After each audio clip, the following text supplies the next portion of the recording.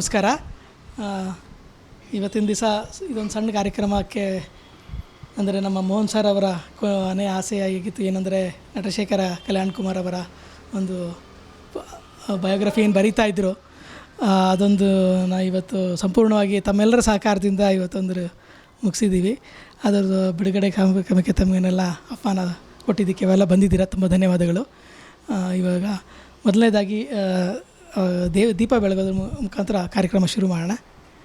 ವೇದಿಕೆಗೆ ತಿಮ್ಮಯ್ಯ ಅವರು ಮತ್ತು ಶ್ರೀನಿವಾಸ ಮುಳ್ಳೂರವರು ಮತ್ತು ರಾಮರಾವ್ ಅವರು ದಯವಿಟ್ಟು ಬಂದು ಕೂತ್ಕೋಬೇಕು ಅಂತ ಕೇಳ್ತೆ. ದಯವಿಟ್ಟು ಬನ್ನಿ ಸರ್.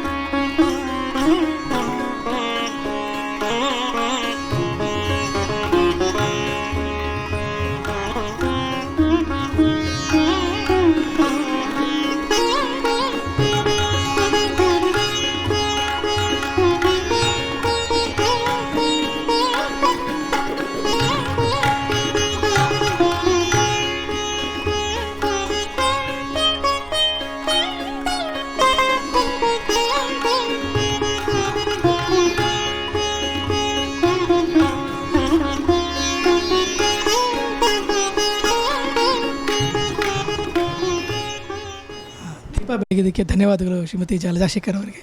ಈಗ ನಮ್ಮ ಕೀರ್ತಿ ಕುಲಕರ್ಣಿ ಮೇಡಮ್ ಅವರಿಂದ ಒಂದು ಪ್ರಾರ್ಥನೆ ಗೀತೆಯನ್ನು ಕೇಳೋಣ. ಗಣಪತಿ ನಿನ್ನ ಸ್ತುತಿ ಮಾಡುತ್ತೇನೆ, ಸಭೆದಾಗೆ ಮತಿ ಕೊಡು ವಿದ್ಯೆಯ ದಯ ಕರುಣ. ಜನನೆ ಜಯಂಕಾರ ನುಡಿಸುತ್ತ ತಾಳದೊಳಗೆ ಮಾಡುವೆ ಶರಣ. ಗಣಪತಿ ನಿನ್ನ ಸ್ತುತಿ ಮಾಡುತ್ತೇನೆ, ಸಭೆದಾಗೆ ಮತಿ ಕೊಡು ವಿದ್ಯೆಯ ದಯ ಕರುಣ. ಜನನೆ ಜಯಂಕಾರ ನುಡಿಸುತ್ತ ತಾಳದೊಳಗೆ ಮಾಡುವೆ ಶರಣ. ಏಕದಂತ ಚತುರ್ಭುಜ ಶಂಕು ಚಕ್ರ ಹಿಡಿದುಕೊಂಡು ಸರರರ ಬಂದು ಇಳಿದ ಕಲಿಯೊಳಗ. ಹತ್ತಿ ಬಂದ ಇಲಿಯ ಮೇಲೆ ಸುತ್ತಮುತ್ತ ಯಾರ್ಯಾರಿಲ್ಲ, ಹೊತ್ತಿಗೆ ಹಿಡಿದಾನೆ ಬಲಗೈಯಾಗ. ನೀತಿವಂತರ ಮನೆಗೆ ಹೋಗಿ ಊಟ ಮಾಡಿ ಬರುವಾಗ ತೊತ್ತ ಸಾರಿ ಬಿದ್ದ ನಡು ದಾರಿ ಒಳಗ. ಫಡಡಡ ಹೊಟ್ಟೆ ಒಡೆದು ಪಾಯಸವು ಹೊರಗೆ ಬಂತು, ಡಡಡಡ ತುಂಬಿದ ಕೆರೆ ಒಡೆದಂಗೆ. ಬೀಲ ಬಡೆದು ತುಂಬುತ್ತಾನೆ, ಹಾವ ಪಿಡಿದು ಕಟ್ಟುತ್ತಾನೆ, ಮೇಲೆ ಚಂದ್ರಮ ನೋಡಿ ನಕ್ಕ ಕಾಟ. ಗಣಪತಿಗೆ ಬಂತು ಬಹು ಸಿಟ್ಟ, ಅತಿಶಯ ಕೋಪದಿಂದ ಚಂದ್ರಮ್ಮಗೆ ಹೇಳುತ್ತಾನೆ, ಚೌತಿ ದಿವಸ ನೋಡಬಾರದು ನಿಮ್ಮ ಕಿರಣ. ಗಣಪತಿ ನಿನ್ನ ಸ್ತುತಿ ಮಾಡುತ್ತೇನೆ, ಸಭೆದಾಗೆ ಮತಿ ಕೊಡು ವಿದ್ಯೆಯ ದಯ ಕರುಣ. ಜನನೆ ಜಯಂಕಾರ ನುಡಿಸುತ್ತ ತಾಳದೊಳಗೆ ಮಾಡುವೆ ಶರಣ. ಓಂ ಗಣೇಶ. ವೇದಿಕೆಯಲ್ಲಿ ಇರುವಂಥ ಎಲ್ಲರೂ ಮತ್ತು ಎಲ್ಲ ಸ್ನೇಹಿತರಿಗೂ ಬಂದು ದಯವಿಟ್ಟು ನಮ್ಮ ಗುರುಗಳಿಗೆ ಒಂದು ಹೂವು ಅರ್ಪಿಸೋ ಮುಖಾಂತರ ಒಂದು ಗೌರವವನ್ನು ಸಲ್ಲಿಸೋಣ. ದಯವಿಟ್ಟು ಸರ್ ಶರಣ.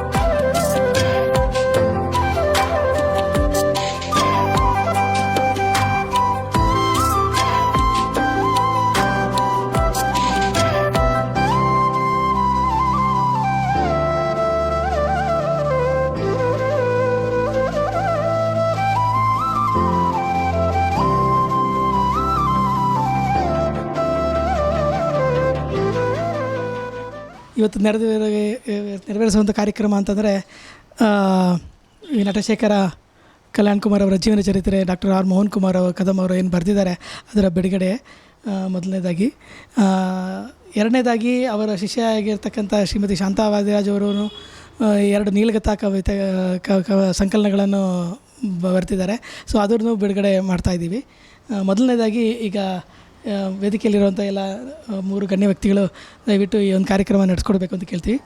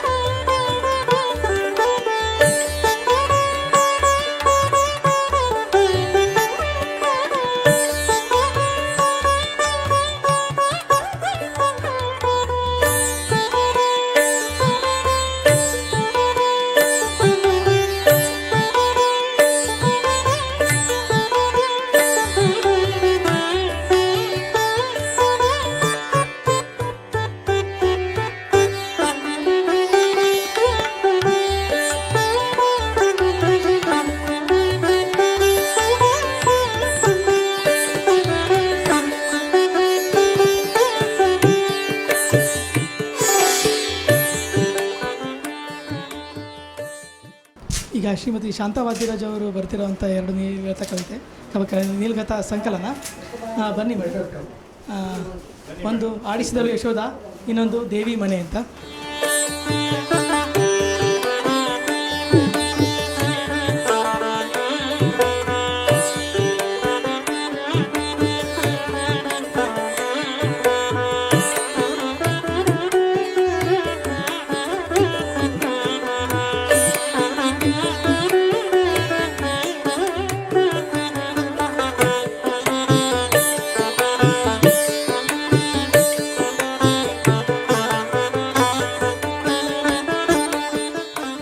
ನಮ್ಮ ಡಾಕ್ಟರ್ ಮೋಹನ್ ಕುಮಾರ್ ಕದಮ್ ಅವರು ಬರೆದಿರುವಂಥ ಈ ನಟಶೇಖರ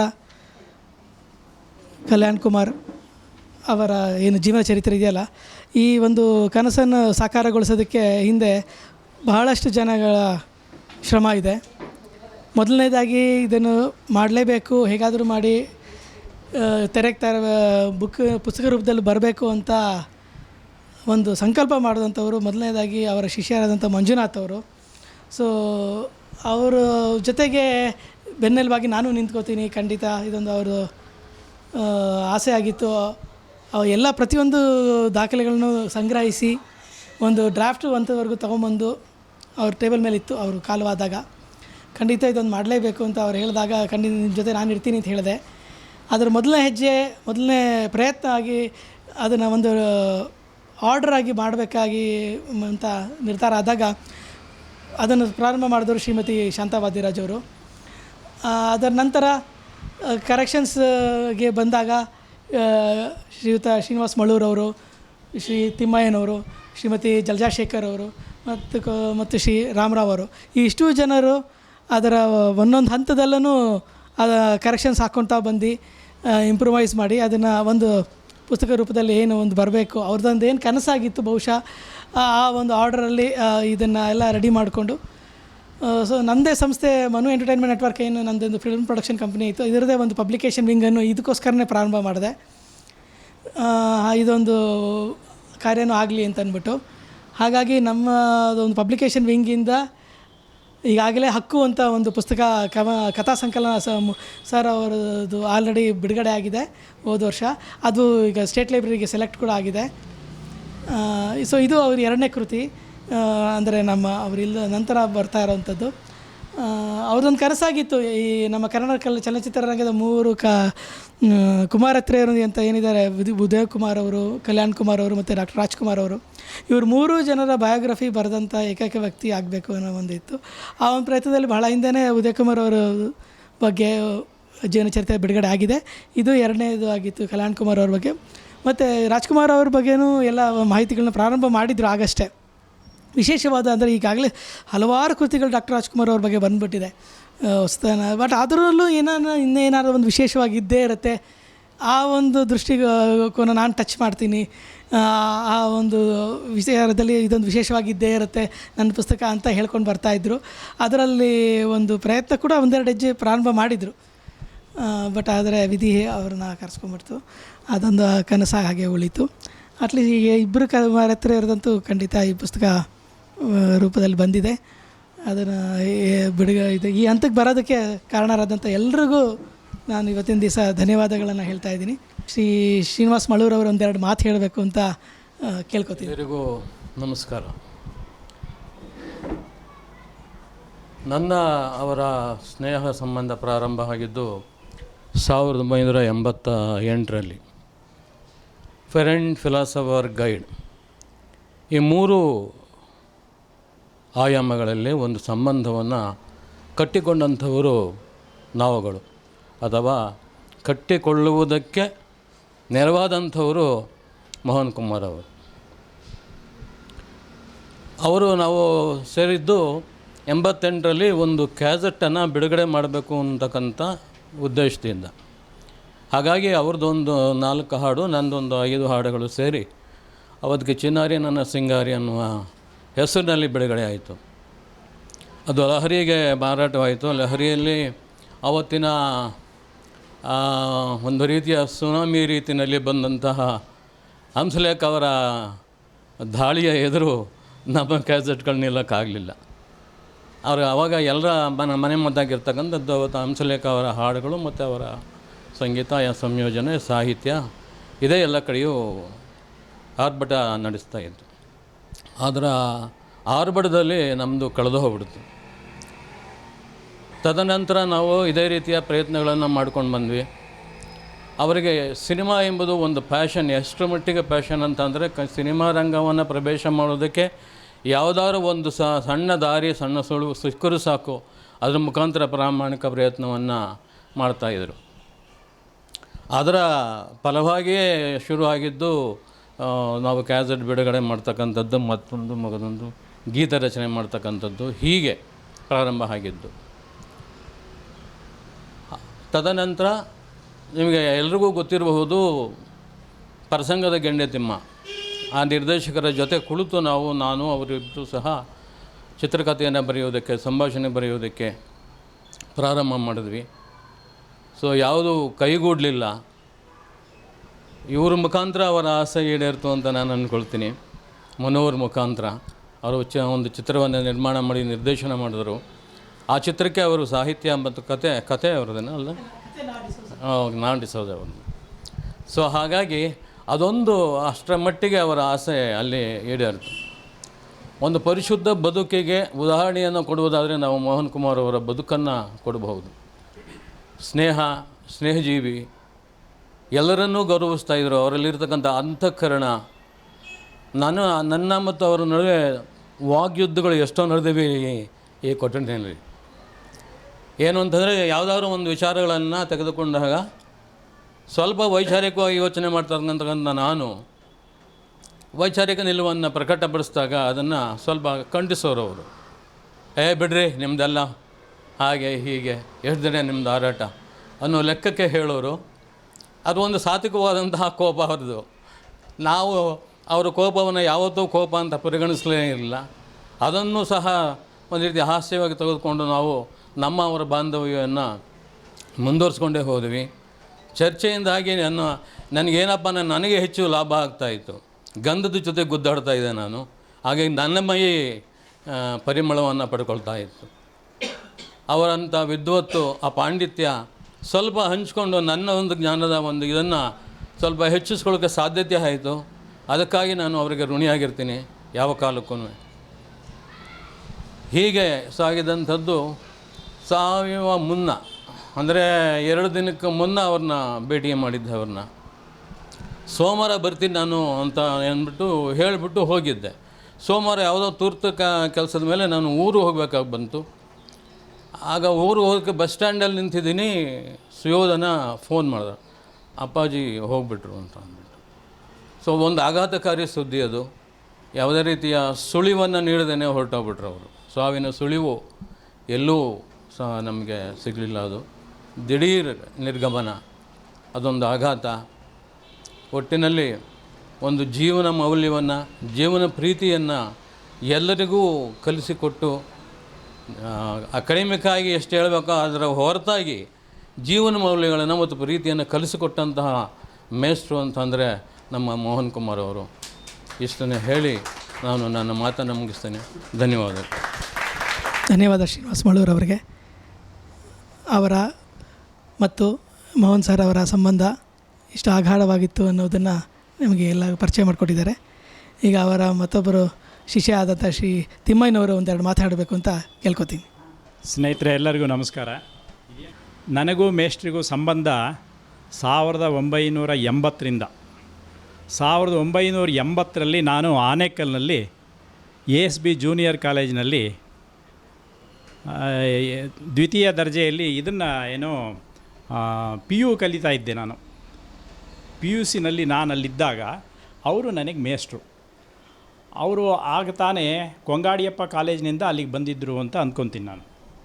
ಕೊಂಗಾಡಿಯಪ್ಪ ಕಾಲೇಜಿನಲ್ಲಿ ಲೆಕ್ಚರರ್ ಇದ್ದರು. ಅಲ್ಲಿಂದ ಟ್ರಾನ್ಸ್ಫರ್ ಆಗಿ ಇದಕ್ಕೆ ಬಂದರು, ಎಲ್ಲಿ ನಮ್ಮ ASB ಜೂನಿಯರ್ ಕಾಲೇಜಿನಲ್ಲಿ 80-81 ಸುಮಾರು ಇರಬೇಕು. ಆಗ ನಾನು ಅವರನ್ನು ಕ್ಲಾಸ್ ರೂಮ್ನಲ್ಲಿ ನೋಡಿದ್ದು. ಅಲ್ಲೇ ಆ ವಾರ್ಷಿಕೋತ್ಸವದಲ್ಲಿ, ಕಾಲೇಜಿನ ವಾರ್ಷಿಕೋತ್ಸವದಲ್ಲಿ ಬಂಡವಾಳಿಲ್ಲದ ಬಡಾಯಿ ಅಂಥೇಳಿ ಒಂದು ನಾಟಕ ಆಡಿಸಿದ್ರು. ಅದರಲ್ಲಿ ಲಾಯರ್ ನರಸಿಂಹಯ್ಯನ ಪಾತ್ರ ನಮ್ಮದು. ನಮ್ಮ ಮಂಜುನಾಥು ಇಲ್ಲಿ ಇತ್ತೀಚಿನ ಪರಿಚಯ ಅಂತೇಳಿ ಅನಿಸುತ್ತೆ, ಇಲ್ಲಿಗೆ ಬಂದ ಮೇಲೆ ಪರಿಚಯ ಅಂತ. ಆವಾಗಲ್ಲ, ನೀವು ಇಲ್ಲಿ ಬಂದ ಮೇಲೆ ಪರಿಚಯ ಇದ್ದರು. ಬಂಡವಾಳಿಲ್ಲದ ಬಡಾಯಿ ಬಹಳ ಅದ್ಭುತವಾದ ನಾಟಕ. ಇವರು ಕೈಲಾಸಂ ಶಿಷ್ಯರು. ಅದರಲ್ಲಿ ಒಂದು ಪಾತ್ರ ಬರ್ತದೆ. ಹೆಣ್ಣಿನ ತಂದೆ ನಾನು, ಲಾಯರ್ ನರಸಿಂಹಯ್ಯ. ಗಂಡಿನ ತಂದೆ ಅವರು ಕಮಿಷನರು. ಹೆಣ್ಣಿನ ತಂದೆ ಮತ್ತು ಗಂಡಿನ ತಂದೆಗೆ ಮಧ್ಯೆ ಆಗಾಗ ಮಾತಿನ ಸಂಘರ್ಷಗಳಾಗ್ತಾ ಇರ್ತದೆ. ಆ ಸಮಯದಲ್ಲಿ ಕೊನೆ ಹಂತದಲ್ಲಿ ಗಂಡಿನ ತಂದೆ ಹೆಣ್ಣಿನ ತಂದೆಯನ್ನು ಕರೆದು ಕೆಲವು ಸಂಭಾಷಣೆಯನ್ನು ಮಾಡ್ತಾರೆ. ಏನಂತ ಅಂದರೆ, ನಮ್ಮ ಹುಡುಗ ಇಂಗ್ಲೆಂಡ್ನಲ್ಲಿ ಕಲಿಬೇಕಾಗಿತ್ತು, ಅವನು ಇಲ್ಲಿ ಈ ಇಂಡಿಯಾದಲ್ಲಿ ಕಲಿತು ಯಾರೂ ಮಾಸ್ಟ್ರುಗಳೇ ಸರಿ ಇಲ್ಲ, ಅವನಿಗೆ ವಿದ್ಯೆ ತಲೆಗತ್ತಲಿಲ್ಲ. ಈಗ ನಮ್ಮ ಮನೆಯವರು ಹೇಳ್ತಾರೆ ಇಂಗ್ಲೆಂಡಿಗೆ ಕಳಿಸಿ ಅಂಥೇಳಿ. ನಮ್ಮ ಹತ್ರ ವ್ಯವಸ್ಥೆಗಳಿಲ್ಲ. ನಿಮ್ಮ ಅಳಿಯ ಅಲ್ವೇ, ನಿಮ್ಮ ಮಗಳು ಗಂಡ, ನಿಮ್ಮದು ಎಲ್ಲ ನಿಮ್ಮದೇ ತಾನೇ, ಒಂದಷ್ಟು ಕೊಡಿ ಅನ್ನೋ ರೀತಿಯಲ್ಲಿ ಪ್ರಸ್ತಾಪ ಮಾಡ್ತಾರೆ. ಆತನಿಗೆ, ಗಂಡಿನ ತಂದೆಗೆ ಕೋಪ ನೆತ್ತಿಗತ್ತೋಗ್ಬಿಡುತ್ತೆ. ಯಾಕೆ ಅಂದರೆ, ಇಲ್ಲಿನವರೆಗೂ ವರದಕ್ಷಿಣೆ ಬೇಡ ಅಂಥೇಳಿ ಹೇಳಿ ನೀವು ನಮ್ಮ ಸಂಬಂಧವನ್ನು ಲೈಕ್ ಮಾಡಿದ್ರಿ. ಈಗ ಇದ್ದಕ್ಕಿದ್ದಾಗೆ ನನಗೆ ವರದಕ್ಷಿಣೆ ಬೇಕು ಅನ್ನೋ ರೀತಿಯಲ್ಲಿ ನೀವು ಪ್ರಪೋಸ್ ಮಾಡ್ತಾಯಿದ್ದೀರಿ. ಎಲ್ಲ ಸಿದ್ಧತೆಗಳಾಗಿದೆ. ನಾನು ಆರ್ಥಿಕವಾಗಿ ಅಷ್ಟೊಂದು ಶಕ್ತನಲ್ಲ, ನಂಟರಿಷ್ಟೆಲ್ಲ ಬಂದಿದ್ದಾರೆ, ಎಲ್ಲ ವ್ಯವಸ್ಥೆಗಳಾಗಿದೆ. ಈ ಹಂತದಲ್ಲಿ ವರದಕ್ಷಿಣೆ ಕೊಡದೇ ಇದ್ದರೆ ಮದುವೆನೇ ಕ್ಯಾನ್ಸಲ್ ಆಗ್ತದೆ ಅನ್ನೋ ಮಾತಾಡ್ತಿರಲ್ಲ ನೀವು, ಸರಿನಾ ಅಂಥೇಳಿ ಕೇಳ್ತಾನೆ. ಯಾರು? ಹೆಣ್ಣಿನ ತಂದೆ. ಗಂಡಿನ ತಂದೆ ಅವರು, ನಾನು ಹೆಣ್ಣಿನ ತಂದೆ. ಆ ಟೈಮ್ನಲ್ಲಿ ಈ ಮದುವೆ ಮನೆಗೆ ಬಂದಂಥ ಜನ ಎಲ್ಲ ಚಪ್ಪಲಿ ಬಿಟ್ಟಿರ್ತಾರಲ್ಲಿ. ಆ ಚಪ್ಪಲಿ ಎತ್ಕೊಂಡು ಹೊಡಿತಾನೆ. ಯಾರು? ಹೆಣ್ಣಿನ ತಂದೆ ಗಂಡಿನ ತಂದೆಗೆ. ನನಗೆ ಭಯ. ನಮ್ಮ ಮಾಸ್ಟ್ರವರು, ಇಲ್ಲ ರೀ, ನೀವು ತೊಗೊಬೇಕ್ರಿ ನೀವು, ಆ ಚಪ್ಪಲಿ ತೊಗೊಳ್ರಿ, ಅದನ್ನು ಹಾಕ್ರಿ ಅಂತಾರೆ. ನನಗೆ ಹೇಗೆ ಇದು, ಏನಪ್ಪ ಇದು, ಬೇಡ ಸ್ವಾಮಿ ಇವೆಲ್ಲ. ನಾನು ಸುಮ್ಮನೆ ಹೊಡೆದಂಗೆ ನಾಟಕ ಮಾಡ್ತೀನಿ ಅಷ್ಟೇ. ಹೊಡೆಯೋದು ನಾಟಕ ಅಂತ ಅಂದರೆ ನಾಟಕ ಅಲ್ಲ, ಅದು ಕರೆಕ್ಟಾಗಿ ಇರಬೇಕು. ಅದು ನೀವು ಹೊಡೀರಿ ಅಂಥೇಳಿ. ಅಂದರೆ ವಾಸ್ತವಕ್ಕೆ ಅಷ್ಟೊಂದು ಬೆಲೆ ಕೊಡೋರು ಅವರು, ವಾಸ್ತವಕ್ಕೆ. ಅದು ನಾಟಕ ಮುಂದುವರಿತು. ಆಮೇಲೆ ಅಲ್ಲಿಂದ ಶುರುವಾಗಿದ್ದು ಅವರ ಗಳಸ್ಯ. ಸಾಯುವ ಹಿಂದಿನ ದಿನದವರೆಗೂ ನಾನು ಅವ್ರ ಸಂಪರ್ಕದಲ್ಲಿದ್ದೆ. ಅದು ಹೇಗೋ ಇಲ್ಲೆಲ್ಲ ಈ ಕೊಠಡಿ ಇದೆಯಲ್ಲ, ಅದು ಎಷ್ಟು ಜನ ಶಿಷ್ಯರನ್ನು ಈ ಕೊಠಡಿ ಕರ್ಕೊಂಡು ಬಂದಿದೆಯೋ, ಅದು ಎಷ್ಟು ಗೀತೆಗಳು, ರಂಗಗೀತೆಗಳು, ಭಾವಗೀತೆಗಳು ಮತ್ತು ನಾಟಕದ ರಿಹರ್ಸಲ್ಗಳು, ಎಷ್ಟು ಚಿತ್ರಕಥೆಗಳನ್ನು ಬರೆಸಿದೆಯೋ ಈ ರೂಮು. ಆಮೇಲೆ ಸಾವಿರಾರು ಜನ ವಿದ್ಯಾರ್ಥಿಗಳನ್ನು ಕೂರಿಸಿ ಇಲ್ಲಿ ಪಾಠ ಮಾಡಿದೆ ಈ ರೂಮಿಗೆ ನಾನು ಮೆಟ್ಲತ್ಕೊಂಡು ಬರ್ತಾ ಇರಬೇಕಾದ್ರೆ ನಾನು ಸಾಹೇಬ್ರ ಜೊತೆಯಲ್ಲಿ ಮಾಸ್ಟ್ರ್ ಇದ್ದಾಗ ಈ ರೂಮನ್ನು ಬಂದದ್ದು. ಈಗ ಆ ಮಾಸ್ಟ್ರ್ ನೆನಪಾಗ್ತಾ ಇದ್ದಾರೆ ನೋಡಿ ಅಂಥೇಳಿ ಹೇಳ್ಕೊಂಡು ಮಾತಾಡ್ಕೊಂಡು ಬಂದೆ ಮಳು ಶ್ರೀನಿವಾಸ್ ಅವರ ಜೊತೆಯಲ್ಲಿ. ಆ ಎಲ್ಲ ನೆನಪಾಗ್ತದೆ. ಅವರು ನಮ್ಮನ್ನು ಬಿಟ್ಟು ಎಲ್ಲೂ ಹೋಗಿಲ್ಲ, ನಮ್ಮ ಒಳಗಡೆ ಇದ್ದಾರೆ. ಯಾಕೆಂದರೆ ಮನುಷ್ಯ ಹುಟ್ಟುತ್ತಾನೆ ಸಾಯ್ತಾನೆ, ಆದರೆ ಅವನು ಒಂದು ವ್ಯಕ್ತಿತ್ವ ಇದೆಯಲ್ಲ, ಆ ವ್ಯಕ್ತಿತ್ವನ ಉಳಿಸಿ ಹೋಗ್ತಾನೆ. ಈಗ ನೋಡಿ, ನಾವು ಎಷ್ಟೋ ಜನ ಹೊರಟೋಗಿರ್ತಾರೆ, ಅವ್ರು ಯಾರನ್ನೂ ನಾವು ನೆನಪು ಮಾಡ್ಕೊಳೋದಿಲ್ಲ. ಆದರೆ ಈ ಮಾಸ್ಟ್ರನ್ನ ಯಾಕೆ ನೆನಪು ಮಾಡ್ಕೊಳ್ತಾ ಇದ್ದೀವಿ ಅಂದರೆ, ಅವರು ಅವ್ರದ್ದೇ ಆದ ವ್ಯಕ್ತಿತ್ವವನ್ನು ನಮ್ಮ ಮನಸ್ಸಿನಲ್ಲಿ ಅಳಿಸಲಾರದಂತೆ ಉಳಿಸೋಗಿದ್ದಾರೆ. ಅದೊಂದು ದೊಡ್ಡ ಸಂಪತ್ತು ಅವ್ರದ್ದು. ಎಲ್ಲ ನಾನು ಎಷ್ಟೋ ಸಾರಿ ಹೇಳ್ತಾ ಇದ್ದೆ ಮಾಸ್ಟ್ರಿಗೆ, ಸ್ವಾಮಿ ನೀವು ಒಂದು ದಿನ ಈರುಳ್ಳಿ ತರಲಿಲ್ಲ, ಬೆಳ್ಳುಳ್ಳಿ ತರಲಿಲ್ಲ, ಅಡುಗೆ ಮಾಡಿದ ಸಾಮಾನುಗಳು ಏನೂ ಗೊತ್ತಿಲ್ಲ ನಿಮಗೆ, ಎಲ್ಲ ಆ ತಾಯಿ ಮಾಡ್ತಾರೆ. ನೀವು ಬರೀ ಮಕ್ಕಳನ್ನ, ಈ ಹುಡುಗರನ್ನ ನನ್ನ ಶಿಷ್ಯರು ಅಂದ್ಕೊಂಡು ಇಲ್ಲಿ ಕೂಡಿಸ್ಕೊಂಡು ಪಾಠ ಹೇಳ್ತಾ ಇರ್ತೀರಲ್ಲ, ಆ ಕೆಲಸ ಯಾವಾಗ ಮಾಡೋದು ಅಂತ. ಸುಮ್ಮನೆ ರೀ ನೀವು ಅಷ್ಟು ಹೇಳ್ಬಿಟ್ರೆ ಅವ್ರಿಗೆ ನಾವು ಸದರ ಕೊಟ್ಟಂಗೆ ಆಗ್ಬಿಡ್ತದೆ ಅಂತ ಅನ್ನೋ ರೀತಿಯಲ್ಲಿ ಮಾತಾಡೋರು. ಪಾಪ ಆ ತಾಯಿ, ಅವರ ಶ್ರೀಮತಿಯವರು ತುಂಬ ದೊಡ್ಡ ಗುಣ ಅವ್ರದ್ದು. ಅವರು ಮತ್ತು ಅವರ ಮಕ್ಕಳು ತುಂಬ ದೊಡ್ಡ ಗುಣ. ಅಪ್ಪನ ಸ್ವಭಾವ ಗೊತ್ತಿತ್ತು ಅವ್ರಿಗೆ. ಅಪ್ಪನ ಸ್ವಭಾವ ಗೊತ್ತಿದ್ದರಿಂದ ಅವರು ಹೇಗೋ ನಮ್ಮ ತಂದೆಗೆ ಶಿಕ್ಷಕ ವೃತ್ತಿ, ಪಾಠ ಮಾಡೋದು, ಬರೆಯೋದು, ಏನೋ ಹಾಡೋದು, ಇದೇ ಇಂಟ್ರೆಸ್ಟ್ ಅವ್ರಿಗೆ. ಅವರ ಬಯಕೆಯಂತೆ ಅವರು ಹೋಗಲಿ ಅಂಥೇಳಿ ಸಂಸಾರದ ಜಂಜಾಟದಲ್ಲಿ ಅವ್ರನ್ನ ತೊಡಗಿಸ್ಕೊಳ್ಲಿಲ್ಲ. ಸಂಸಾರದ ಜಂಜಾಟ ಪೂರ್ತಿ ಅವರ ಶ್ರೀಮತಿಯವರು ಕೈಗೆ ತೊಗೊಂಡ್ರು. ಇವ್ರನ್ನ ಸಂಪೂರ್ಣವಾಗಿ ಬಿಟ್ಟರು ಗುರುಗಳನ್ನಾಗಿ. ಆ ಗುರುಗಳ ಹತ್ರ ಬೇಕಾದಷ್ಟು ಜನ ಶಿಷ್ಯರು. ಇವತ್ತು ಅವ್ರ ಕೈಯಲ್ಲಿ ಕಲಿತಂಥ ಎಷ್ಟೋ ಜನ ಶಿಷ್ಯರು ದೊಡ್ಡ ತೆರೆಯ ಮೇಲೂ ಪಾತ್ರಧಾರಿಗಳಾಗಿದ್ದಾರೆ. ಅವರ ಶಿಷ್ಯರು ಸಮೀವುಲ್ಲಾ ಖಾನ್ ಅಂತ ಅಲ್ಲ, ಒಬ್ಬರು ಇಂಟರ್ನ್ಯಾಷನಲ್ ಲೆವೆಲ್ನಲ್ಲಿ ನೃತ್ಯಪಟು, ಅವರು ಭರತನಾಟ್ಯ ನೃತ್ಯಪಟು. ಸಮೀವುಲ್ಲಾ ಖಾನ ಒಬ್ಬರು ಇದ್ದಾರೆ, ಅವರು ಬೆಂಗಳೂರಿನಲ್ಲೇ ಇದ್ದಾರೆ. ಅವರು ಇಲ್ಲಿಗೆ ಬರ್ತಾಯಿದ್ರು. ಈಗ ಅಂತಾರಾಷ್ಟ್ರೀಯ ಮಟ್ಟದ ನೃತ್ಯಪಟು ಅವರು. ಅಂಥ ಒಳ್ಳೊಳ್ಳೆ ಕಲಾವಿದರುಗಳು ಅವರ ಕೈ ಕೆಳಗೆ ಇದ್ದರು. ಮತ್ತು ಅವರು ಅಷ್ಟು ಬೆಳಗಿಸಿದ್ರು. ಗದಾಯುದ್ಧ ನಾಟಕ, ರನ್ನನ ಗದಾಯುದ್ಧ ನಾಟಕವನ್ನು ನೀವು ಎಷ್ಟು ಅದ್ಭುತವಾದ ನಾಟಕ. ಅದರಲ್ಲಿ ದುರ್ಯೋಧನ ಪಾತ್ರ ಇವ್ರದ್ದು. ಭೀಮ, ನಮ್ಮ ಬಸಪ್ಪ ಅಂಥೇಳಿ ಒಬ್ಬರು ಮಾಸ್ಟ್ರ್ ಇದ್ದರು. ಅವರು KPSCಯಲ್ಲಿ ಆಯ್ಕೆಯಾಗಿ ಅಸಿಸ್ಟೆಂಟ್ ಕಮಿಷನರ್ ಆದರು ಆ ನಂತರದ ದಿನಗಳಲ್ಲಿ. ಆ ಕಾಲೇಜಿನಲ್ಲಿದ್ದಾಗ ಬಸಪ್ಪ ಅಂಥೇಳಿ ಒಬ್ಬರು ಮಾಸ್ಟ್ರು, ಅವರು ಲೆಕ್ಚರರ್, ಅವರು ಫಿಸಿಕ್ಸ್ ಲೆಕ್ಚರರು. ಅವರು ಭೀಮ, ಇವರು ದುರ್ಯೋಧನ. ಹಳ್ಳಿಗಳಲ್ಲಿ ನಾಟಕ ಮಾಡಿದ್ರಿ. ಎಷ್ಟು ಚೆನ್ನಾಗಿತ್ತು ನಾಟಕಗಳು ಅಂತೇಳಂತಂದರೆ ಅಷ್ಟು ಚೆನ್ನಾಗಿರೋ ನಾಟಕ. ಆಗೆಲ್ಲ ಇಡೀ ರಾತ್ರಿ ಸುತ್ತಮುತ್ತ ಜನ ಬಂದು ನೋಡೋರು. ಅಷ್ಟು ಚೆನ್ನಾಗಿ ನಾಟಕಗಳನ್ನು ಮಾಡಿದ್ರು. ಮತ್ತು ರವೀಂದ್ರ ಕಲಾಕ್ಷೇತ್ರದಲ್ಲಿ ಕರ್ಕೊಂಡ್ಬಂದು ನಾಟಕಗಳು ಮಾಡಿಸಿದ್ರು. ಸಾಹಿತ್ಯ ಪರಿಷತ್ನಲ್ಲಿ ನಾಟಕಗಳನ್ನ ಮಾಡಿಸಿದ್ರು. ಬೇರೆ ಬೇರೆ ಕಡೆ ಎಲ್ಲ ನಾಟಕಗಳು ಮಾಡಿಸಿದ್ರು. ನನ್ನ ಕೈಲೂ ಬೇಕಾದಷ್ಟು ಪಾತ್ರಗಳನ್ನು ಮಾಡಿಸಿದ್ರು ಅವರು. ಖುಷಿಯಾಗುತ್ತೆ ಅವ್ರ ಜೊತೆಯಲ್ಲಿ ಇದ್ದ ದಿನಗಳಿವೆಯಲ್ಲ, ಅವು ಭಾಳ ಆನಂದ ಕೊಡುವಂಥ ದಿನಗಳು. ಹಾಗೆ ಬಂದರು ಅವರು. ಇಲ್ಲಿಗೆ ಬಂದರೆ ಇಲ್ಲಿ ಬನ್ನಿರಿ ಇಲ್ಲಿ ಅಂಥೇಳಿ ಅವ್ರು ಹಿಂದ್ಗಡೆ ಕೂತ್ಕೊಂಡವರು, ನಾನು ಮುಂದ್ಗಡೆ ಮೋಟ್ರ್ ಬೈಕು ಓಡಿಸೋದು, ನಾನು ಹಿಂದ್ಗಡೆ ಕೂತ್ಕೊಂಡವರು. ಟಕ್ಕಂತ ಹಿಂಗೆ ಬಗ್ಬಿಡೋರು, ಎಲ್ಲಂದ್ರಲ್ಲಿ ಟಕ್ಕಂತ ಬಗ್ಬಿಡೋರು. ಸ್ವಾಮಿ ನಾನು ನಿಲ್ಲಿಸಿ, ಸಾರ್ ಇದೇನಿದು ಬಿದ್ದೋಗ್ಬಿಡ್ತೀವಿ ನಾವಿಬ್ಬರು ಸೇರಿ ಮೇಲೆ ಕೂತ್ಕೊಳ್ಳಿ ಸರಿ. ಸಾರಿ ರೀ ಅಂತೇಳಿ ಕೂತ್ಕೊಂಡವರು. ಎಷ್ಟೊತ್ತೋ 5 ನಿಮಿಷ ಕೂತ್ಕೊಳ್ತಾ ಇರಲಿಲ್ಲ. ಮತ್ತು ಇನ್ನೊಂದು ಕಡೆ ಎಲ್ಲೋ ಬಗ್ಗಿರೋರು. ಹೋಗ್ತಾ ಮಾತಾಡ್ತಾ ಹಿಂದೆ ಕೂತು ಮಾತಾಡಬೇಕಾದ್ರೂ ವಿತ್ ಆ್ಯಕ್ಷನ್ ಮಾತಾಡೋರು. ಅಷ್ಟು ಚೆನ್ನಾಗಿತ್ತು ಅವರ ನಮ್ಮ ಇದು. ಮತ್ತು ಅವ್ರಿಗೆ ಇದ್ದದ್ದೇ ಹಾಗೆ ಎಲ್ಲ. ಬಹಳಷ್ಟು ಜನ ಲೈಕ್ ಮಾಡ್ತಾಯಿದ್ರು ಆ ಮಾಸ್ಟರ್ನ. ಅಷ್ಟು ಅದ್ಭುತವಾದದ್ದು. ಮತ್ತು ಈ ಮೇಡಮ್ನವರು ಶಾಂತಾ ವಾದಿರಾಜ್ ಅವರು ಪುಸ್ತಕ ಈ ಹಿಂದೆ 2 ಕಥಾ ಸಂಕಲನ ನಾನು ಬಿಡುಗಡೆ ಮಾಡಿದೆ. 2 ಕಥಾ ಸಂಕಲನ. ಈಗ ಸದ್ಯಕ್ಕೆ ಒಂದು ಇಲ್ಲಿದೆ, ದೇವಿ ಮನೆ ಅಂಥೇಳಿ ಒಂದು, ಮತ್ತು ಇನ್ನೊಂದು ಆಡಿ ಯಾವುದು ಯಶೋದೆ. ಇದು 2 ಕಥಾ ಸಂಕಲನ. ಅವ್ರಿಗೆ ಒಳ್ಳೆ ಈ ಸಾಹಿತ್ಯದ ರುಚಿ ಈ ಗಂಧ ಮೋಸ್ಟ್ಲಿ ನನಗೆ ನಮ್ಮ ಮೋಹನ್ ಕುಮಾರ್ ಸರ್ರಿಂದ ಬಂತು ಅಂತೇಳಿ ನಾನು ಅಂದ್ಕೊತೀನಿ. ಯಾಕೆ ಅಂತಂದರೆ ಕಥೆಗಳನ್ನು ಬರೆಯೋದು ಹೇಗೆ, ಕತೆ ಅಂದ್ರೇನು, ಕಾದಂಬರಿ ಅಂದ್ರೇನು, ನಾಟಕ ಅಂದ್ರೇನು, ಎಷ್ಟು ಚೆನ್ನಾಗಿ ಹೇಳ್ತಾಯಿದ್ರು ಅಂತೇಳಂತಂದರೆ ಎಂಥವ್ರಿಗೂ ಸ್ವಲ್ಪ ಮಟ್ಟಿನ ಸಾಹಿತ್ಯದ ಆಸಕ್ತಿ ಇದ್ದರೂ ಸಾಕು, ಅವರು ನಾನೊಂದು ಪ್ರಯೋಗ ಮಾಡೋಣ ಅಂಥೇಳಿ ಹೊರಡುವಂಥ ಇದು ಒಳ್ಳೆಯ ಇದು ಅವರಿದ್ದರು. ಮತ್ತು ಅವ್ರದ್ದೊಂದು 4-5 ಪುಸ್ತಕಗಳನ್ನ ನಾನು ಪ್ರಕಟ ಮಾಡಿದೆ ಅವ್ರದ್ದೇ. ಇದು ಅವರ MPhil ಪುಸ್ತಕವನ್ನು ನಾನೇ ಪ್ರಕಟ ಮಾಡಿದೆ. ಆಮೇಲೆ ಅವ್ರದ್ದು PhD ಗ್ರಂಥವನ್ನು ಪರಿಷತ್ತಿಗೆ ಕೊಟ್ಟಿದ್ದರು. ಕೈಲಾಸಂ ಅಂತ ಅಂದರೆ ನಿಜವಾಗಿ ಅವರು ಅಭಿನವ ಕೈಲಾಸಂ, ಎಲ್ಲಂದ್ರಲ್ಲಿ ನಿಂತಿದ್ದ ಜಾಗದಲ್ಲಿ ಕೈಲಾಸಮ್ಮನ ಮಾತುಗಳು ನಿರರ್ಗಳವಾಗಿ ಈಚೆಗೆ ಬರೋದು. ಅಂಥ ದೊಡ್ಡ ವ್ಯಕ್ತಿತ್ವ ಅವ್ರದ್ದು. ಅವ್ರನ್ನ ನಾನು ನಮ್ಮಂಥವ್ರು ಎಷ್ಟೋ ಜನ ಅವ್ರನ್ನ ನೆನಪು ಮಾಡ್ಕೊಳ್ತಾರೆ.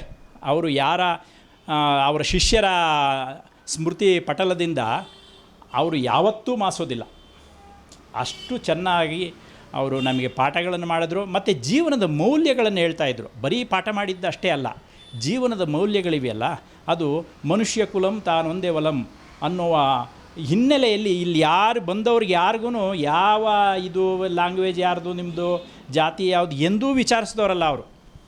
ಎಲ್ಲ ಮನುಷ್ಯ ಜಾತಿ ತಾನೊಂದೇ ವಲಂ ಅನ್ನೋ ರೀತಿಯಲ್ಲಿ ಎಲ್ಲರನ್ನೂ ಮನುಷ್ಯರ ರೀತಿಯಲ್ಲಿ ಟ್ರೀಟ್ ಮಾಡಿದ್ರು. ಮತ್ತು ನಿಜವಾಗಿ ಅವ್ರದ್ದು ಇನ್ನೊಂದು ಸ್ವಾರಸ್ಯವಾದ ಒಂದು ಘಟನೆ ಇದೆ, ನಾನು ಅದನ್ನು ಹೇಳಿ ನನ್ನ ಮಾತನ್ನು ಮುಗಿಸ್ತೇನೆ. ಎಷ್ಟು ದುಡ್ಡಿನ ಲೆಕ್ಕಾಚಾರದಲ್ಲಿ ಎಷ್ಟೊಂದು ವೀಕ್ ಮೈಂಡ್ ಅವ್ರದ್ದು ಅನ್ನೋದಕ್ಕೆ ಇದೊಂದು ಸರಿಯಾದ ಉದಾಹರಣೆ ಅಂತ ಅಂದ್ಕೊತೀನಿ ನಾನು. ಅವ್ರು ರಾಮನಗರದಲ್ಲಿ ಲೆಕ್ಚರರ್ ಇದ್ದರು.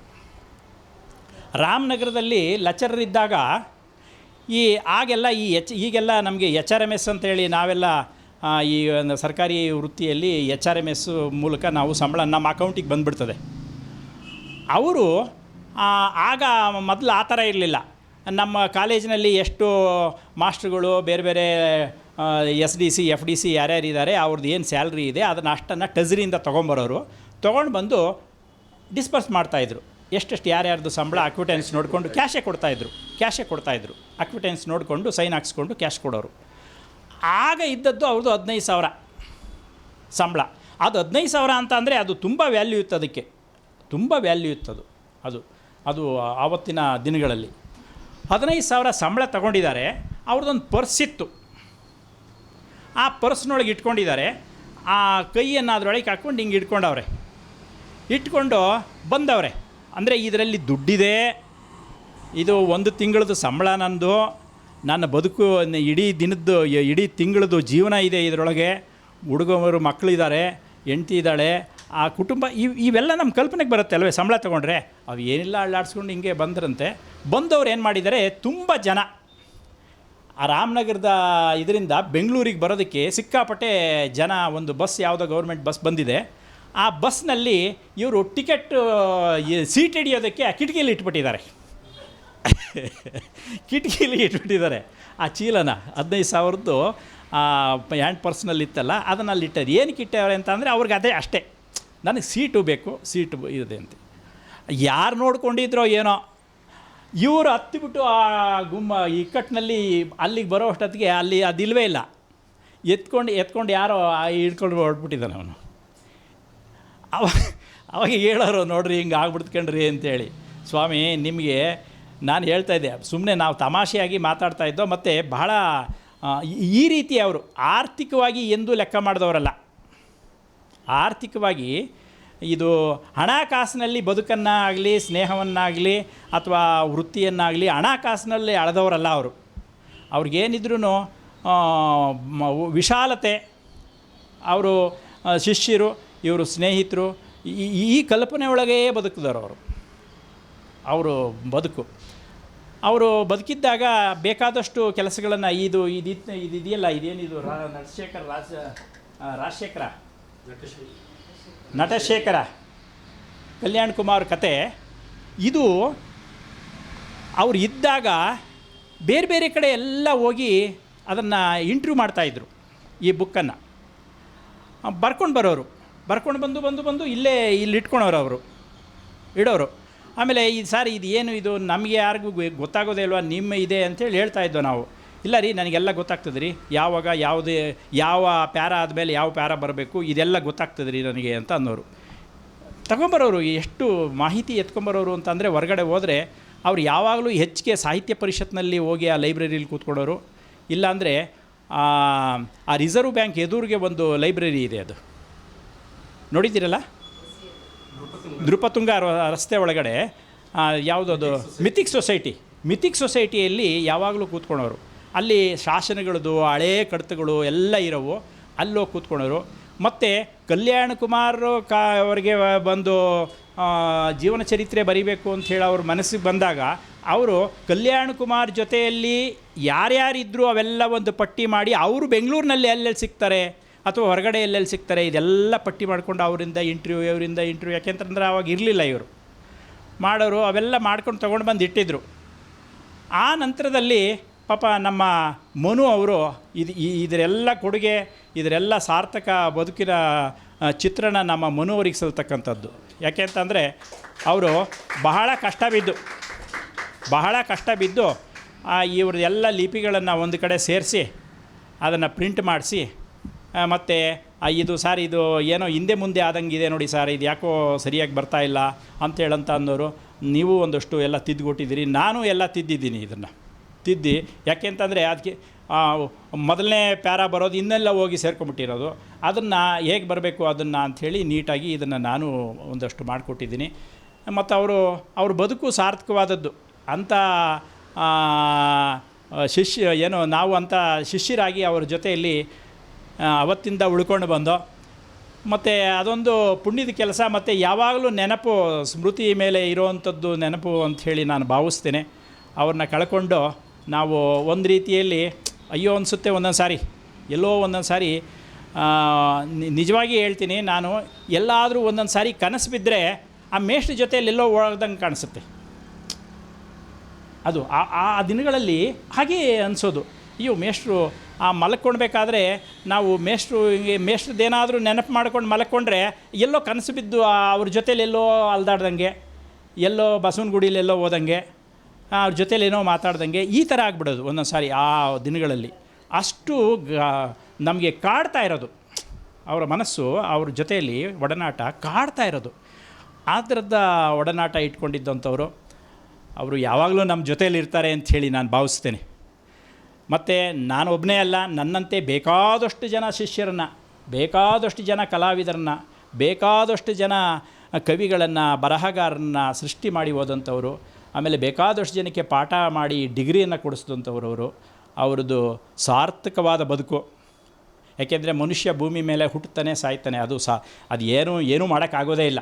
ಎಲ್ರಿಗೂ ಒಂದು ಹುಟ್ಟು ಇದೆ, ಇನ್ನೊಂದು ಸಾವಿದೆ. ಈ ಭೂಮಿಗೆ ಬರೋದೇ ಇಲ್ಲಿಂದ ಹೋಗೋದಕ್ಕೆ, ಯಾರೂ ಇಲ್ಲಿ ಇರೋಕ್ಕೆ ಸಾಧ್ಯವಿಲ್ಲ. ಆದರೆ ಹೋಗೋಕ್ಕೆ ಮೊದಲು ನಾವೇನೇನು ಏನು ವಿಶ್ವಾಸವನ್ನು ಸಂಪಾದನೆ ಮಾಡಿ ಹೋಗ್ತೀವಿ, ಯಾರು ನಮ್ಮನ್ನು ನೆನಪು ಮಾಡ್ಕೊಳ್ತೇವೆ ನನ್ನ ನಂತರದ ದಿನಗಳಲ್ಲೂ ಅನ್ನೋದು ಬಹಳ ಮುಖ್ಯ ಆಗ್ತದೆ. ಆ ದೃಷ್ಟಿಯಿಂದ ನಮ್ಮ ಡಾಕ್ಟರ್ ಮೋಹನ್ ಕುಮಾರ್ ಕದಮ್ ಏನಿದ್ದಾರೆ, ಅವರು ತುಂಬ ಅದ್ಭುತವಾದ ವ್ಯಕ್ತಿತ್ವ ಅವ್ರದ್ದು. ಅವರ ಜೊತೆಯಲ್ಲಿ ಅವರ ನೆರಳಾಗಿ ನಾವು ಭಾಳಷ್ಟು ವರ್ಷಗಳ ಕಾಲ ಅವ್ರ ಜೊತೆಯಲ್ಲಿ ಬಂದದ್ದೇ ನಮ್ಮ ಪುಣ್ಯ ಅಂಥೇಳಿ ಭಾವಿಸ್ತೇನೆ. ಈ ಮೂಲಕ ನಮ್ಮ ಮನು ಅವರು ಇದನ್ನು ಈ ಥರದ ಪುಸ್ತಕಗಳನ್ನು ಅವರ ನೆನಪನ್ನು ಶಾಶ್ವತವಾಗಿ ಉಳಿಸುವಂತಹ ಕೆಲಸವನ್ನು ನಮ್ಮ ಮನು ಅವರು ಮಾಡಿದ್ದಾರೆ. ಇವರಿಗೆ ನಿಮ್ಮೆಲ್ಲರ ಪರವಾಗಿ ನನ್ನ ಧನ್ಯವಾದಗಳನ್ನು ಹೇಳ್ತಾ ನನ್ನ ಮಾತನ್ನು ಮುಗಿಸ್ತೇನೆ. ನಮಸ್ತೆ. ಈಗ ನಮ್ಮ ಇನ್ನೊಬ್ಬರು ಅತಿಥಿಯಾಗಿರ್ತಕ್ಕಂಥ ಶ್ರೀ ರಾಮರಾವ್ ಅವರು ಒಂದೆರಡು ಮಾತಾಡಬೇಕು ಅಂತ ಕೇಳ್ಕೊತೀನಿ. ಎಲ್ರಿಗೂ ನಮಸ್ಕಾರ. ಈ ಇಬ್ಬರು ಮಹನೀಯರ ಜೊತೆಗೆ ನನ್ನನ್ನು ಕೂಡಿಸಿ ವೇದಿಕೆ ಮೇಲೆ ಸ್ಥಾನ ಕೊಟ್ಟಿದ್ದಾರೆ. ಹೂವಿನಿಂದ ನಾರ್ಗೂ ಸ್ವರ್ಗ ಅಂತೆ.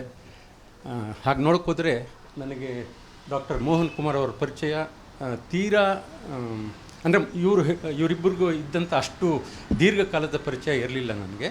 ತುಂಬ ತಡವಾಗಿ ಅವ್ರ ಪರಿಚಯ ಆಯಿತು. ನಾನು ಕಿರುತೆರೆಯಲ್ಲಿ ಅಭಿನಯ ಮಾಡೋದಕ್ಕೆ ಪ್ರಾರಂಭ ಮಾಡಿದ ಮೇಲೆ ಇವರು ಆ ಚಟುವಟಿಕೆಯಲ್ಲಿ ತೊಡಗಿಸ್ಕೊಂಡಿದ್ದಾರೆ. ಇವ್ರನ್ನ ಹೋಗಿ ಮೀಟ್ ಮಾಡಿ ನಿಮಗೇನಾದರೂ ಪಾತ್ರ ಕೊಡಬಹುದು ಅಂತ ಹೇಳಿ ಇವರ ಬಂಧುಗಳೇ ನಮ್ಮನೆ. ನಾನು ಮುಂಚೆ ಈ ಗವಿ ಗಂಗಾಧರೇಶ್ವರ ದೇವಸ್ಥಾನದ ಹತ್ರ ಇದ್ದೆ. ಅಲ್ಲಿ ಶ್ಯಾಮ್ ಸುಂದರ್ ಗಾಯಕ್ವಾಡ್ ಅಂತ ಇವ್ರ ಬಂಧುಗಳೇ ಆಗಬೇಕು ಅವರು ಹೇಳಿದ್ರು. ಸರಿ, ಆಗ ಬಂದು ಇಲ್ಲೇ ಇದೇ ಕೋಣೆಯಲ್ಲಿ ಅವ್ರನ್ನ ಭೇಟಿ ಮಾಡಿದ್ದೆ. ಆಗೊಂದು ಅಷ್ಟೊತ್ತಿಗಾಗಲೇ ಅವರು ಚಿತ್ರರಂಗದಲ್ಲಿ, ಸಾಹಿತ್ಯ ಕ್ಷೇತ್ರದಲ್ಲಿ ಸಾಕಷ್ಟು ಸಾಧನೆ ಮಾಡಿಬಿಟ್ಟಿದ್ರು. ಬಟ್ ಒಂದು ಅಲ್ಪಾವಧಿಯಲ್ಲೇ ಅವರ ಸಾಮರ್ಥ್ಯ, ಅವರ ಪಾಂಡಿತ್ಯದ ಬಗ್ಗೆ ನನಗೆ ಸುಳಿವು ಸಿಕ್ತು.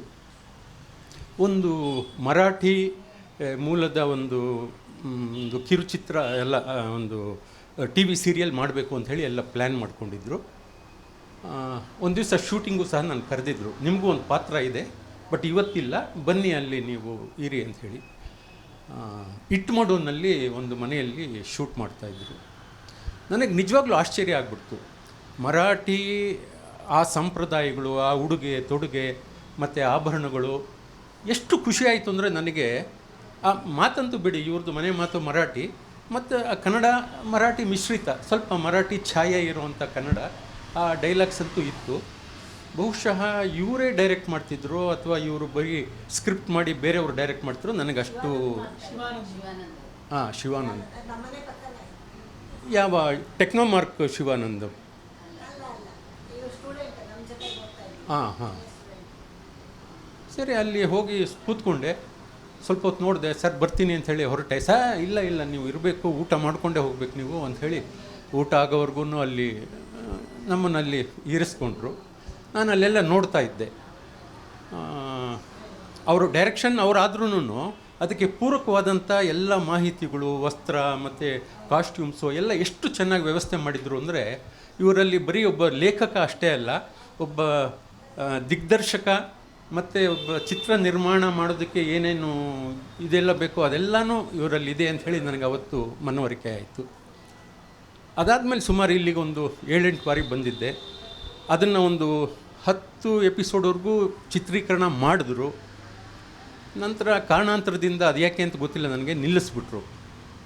ಬಹುಶಃ ಆರ್ಥಿಕ ಇದು ಪರಿಸ್ಥಿತಿ ಇರಬಹುದು ಅಂತ ಕಾಣುತ್ತೆ. ದೂರದರ್ಶನಕ್ಕೆ ಮಾಡಿದ್ರು ಆಗ. ಸೊ ಆ ದೂರದರ್ಶನಲ್ಲಿ ಏನಾಗ್ತಿತ್ತು, ನೀವು ಇಂತಿಷ್ಟು ಟೆಲಿಕಾಸ್ಟ್ ಫೀಸ್ ಅಂತ ಕೊಟ್ಬಿಡ್ಬೇಕಾಗಿತ್ತು. ಅವರು ಸ್ಲಾಟ್ ಕೊಡೋರು. ಸ್ಲಾಟ್ ಅವ್ರು ಕೊಡೋರು. ಅದರ ಮಾರ್ಕೆಟಿಂಗ್ ಹೊಣೆ ಎಲ್ಲ ನಿಮ್ಮದೇ ಇರ್ತಿತ್ತು, ನೀವೇ ಮಾರ್ಕೆಟಿಂಗ್ ಮಾಡ್ಕೊಳ್ಬೇಕಾಗಿತ್ತು. ಬಹುಶಃ ಆ ವಿಚಾರದಲ್ಲಿ ಇವರು ಸೋತರು ಅಂತ ಕಾಣುತ್ತೆ. ಅದನ್ನು ಮಾರ್ಕೆಟ್ ಮಾಡೋದು ಹೇಗೆ ಏನು ಅಂತ ಗೊತ್ತಿರಲಿಲ್ಲ. ನನ್ನನ್ನಾಗ ಪಾಪ ಕರೆಸಿ, ಇದನ್ನು ಯಾರಾದರೂ ಮುಂದುವರ್ಸ್ಕೊಂಡು ಹೋಗ್ತಾರಾ ನೀವು, ಯಾಕೆಂದರೆ ಆ ಫೀಲ್ಡಲ್ಲಿ ಇದ್ದೀರಿ, ಯಾರಾದರೂ ನಿರ್ಮಾಪಕರು ಇದನ್ನು ಕೈಗೆತ್ಕೊಂಡು ಮುಂದುವರ್ಸ್ಕೊಂಡು ಹೋಗ್ತಾರಾ, ಯಾರಾದರೂ ಆ ಥರ ಇದ್ದರೆ ಹುಡುಕೊಡಿ ಅಂತ ಕೇಳಿದ್ರು. ನಾನಿಲ್ಲಿ ಲಾಲ್ಬಾಗ್ ವೆಸ್ಟ್ ಗೇಟ್ ಹತ್ರ ಒಂದು ಟೆಕ್ನೋಮಾರ್ಕ್ ಅಂತ ಒಂದು ಸ್ಟುಡಿಯೋ ಇದೆ, ಶಿವಾನಂದಮ್ ಅಂತ ಅದರ ಓನರು, ಪಕ್ಕಾ ವ್ಯಾಪಾರಿ ಮನೋಭಾವ. ಅವ್ರ ಹತ್ರ ಕರ್ಕೊಂಡು ಹೋದೆ. ನಾನು ಮುಂದುವರ್ಸ್ಕೊಂಡು ಹೋಗ್ತೀನಿ, ಬಟ್ ನೀವು ಸಂಪೂರ್ಣ ರೈಟ್ಸು ಇದೆಲ್ಲ ನನಗೆ ಬರ್ಕೊಟ್ಬಿಡ್ಬೇಕು ಅಂದರು. ಅದಕ್ಕೆ ಪ್ರತಿಯಾಗಿ ನನಗೆ ಏನು ಸಿಗುತ್ತೆ ಅಂತ ಕೇಳಿದ್ರು ಇವರು. ಈಗಲೇ ಹೇಳೋಕ್ಕಾಗಲ್ಲ ನಾನು, ಈಗ ನೀವು ಮಾಡಿದ್ದೀರಲ್ಲ ಅದು ನನ್ನ ಇದಕ್ಕೆ ಹೊಂದುತ್ತೋ ಇಲ್ವೋ ಗೊತ್ತಿಲ್ಲ, ನಾನು ಅದನ್ನು ತೊಗೊಳ್ತೀನಿ, ನೋಡ್ತೀನಿ, ಕೆಲವು ಮರುಚಿತ್ರೀಕರಣ ಮಾಡಬೇಕಾಗಿ ಬರಬಹುದು, ಅದನ್ನೆಲ್ಲ ನೋಡಿ ನಾನು ನೆಕ್ಸ್ಟ್ ಮಾರ್ಕೆಟಿಂಗ್ ಮಾಡಿ ಒಂದು ಹಂತಕ್ಕೆ ಬಂದ ಮೇಲೆ ನಾನು ನಿಮಗೆ ಇಂತಿಷ್ಟು ಕೊಡಬಹುದು ಅಂತ ಹೇಳಬಲ್ಲೆ, ಈಗಲೇ ಹೇಳೋಕ್ಕಾಗಲ್ಲ ಅಂತ ಹೇಳಿದ್ರು. ಹೀಗೆ ಅದೇನು ಆಯಿತು, ಅದು ಇವರ ಟರ್ಮ್ಸು ಕಂಡೀಷನ್ಸು ಅವ್ರ ಟರ್ಮ್ಸು ಕಂಡೀಷನ್ಸು ಹೊಂದಾಣಿಕೆ ಆಗಲಿಲ್ಲ. ಅದು ಅಲ್ಲಿಗೆ ಕೈ ಬಿಟ್ಬಿಟ್ವಿ. ಬಹುಶಃ ಅದು ಅಷ್ಟಕ್ಕೆ ಮುಕ್ತಾಯ ಆಯಿತು ಅಂತ ಕಾಣುತ್ತೆ.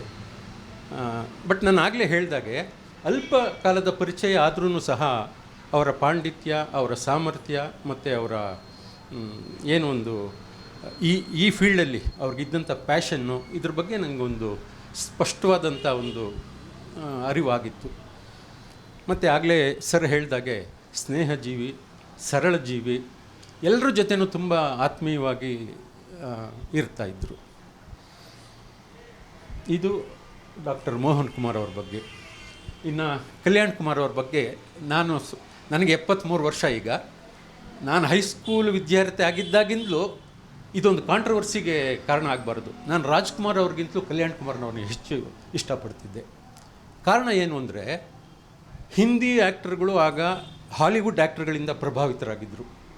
ಹಿಂದಿ ಹಳೆಯ ಸಿನಿಮಾಗೆ ನೋಡಿ, ಒಂದು ಹ್ಯಾಟು, ಒಂದು ಸಿಗಾರು, ಇಲ್ಲ ಅಂದರೆ ಒಂದು ಸಿಗರೇಟು ಇಟ್ಕೊಂಡು ಅವ್ರ ಪ್ರಭಾವ ಅವ್ರ ಮೇಲಾಗಿತ್ತು.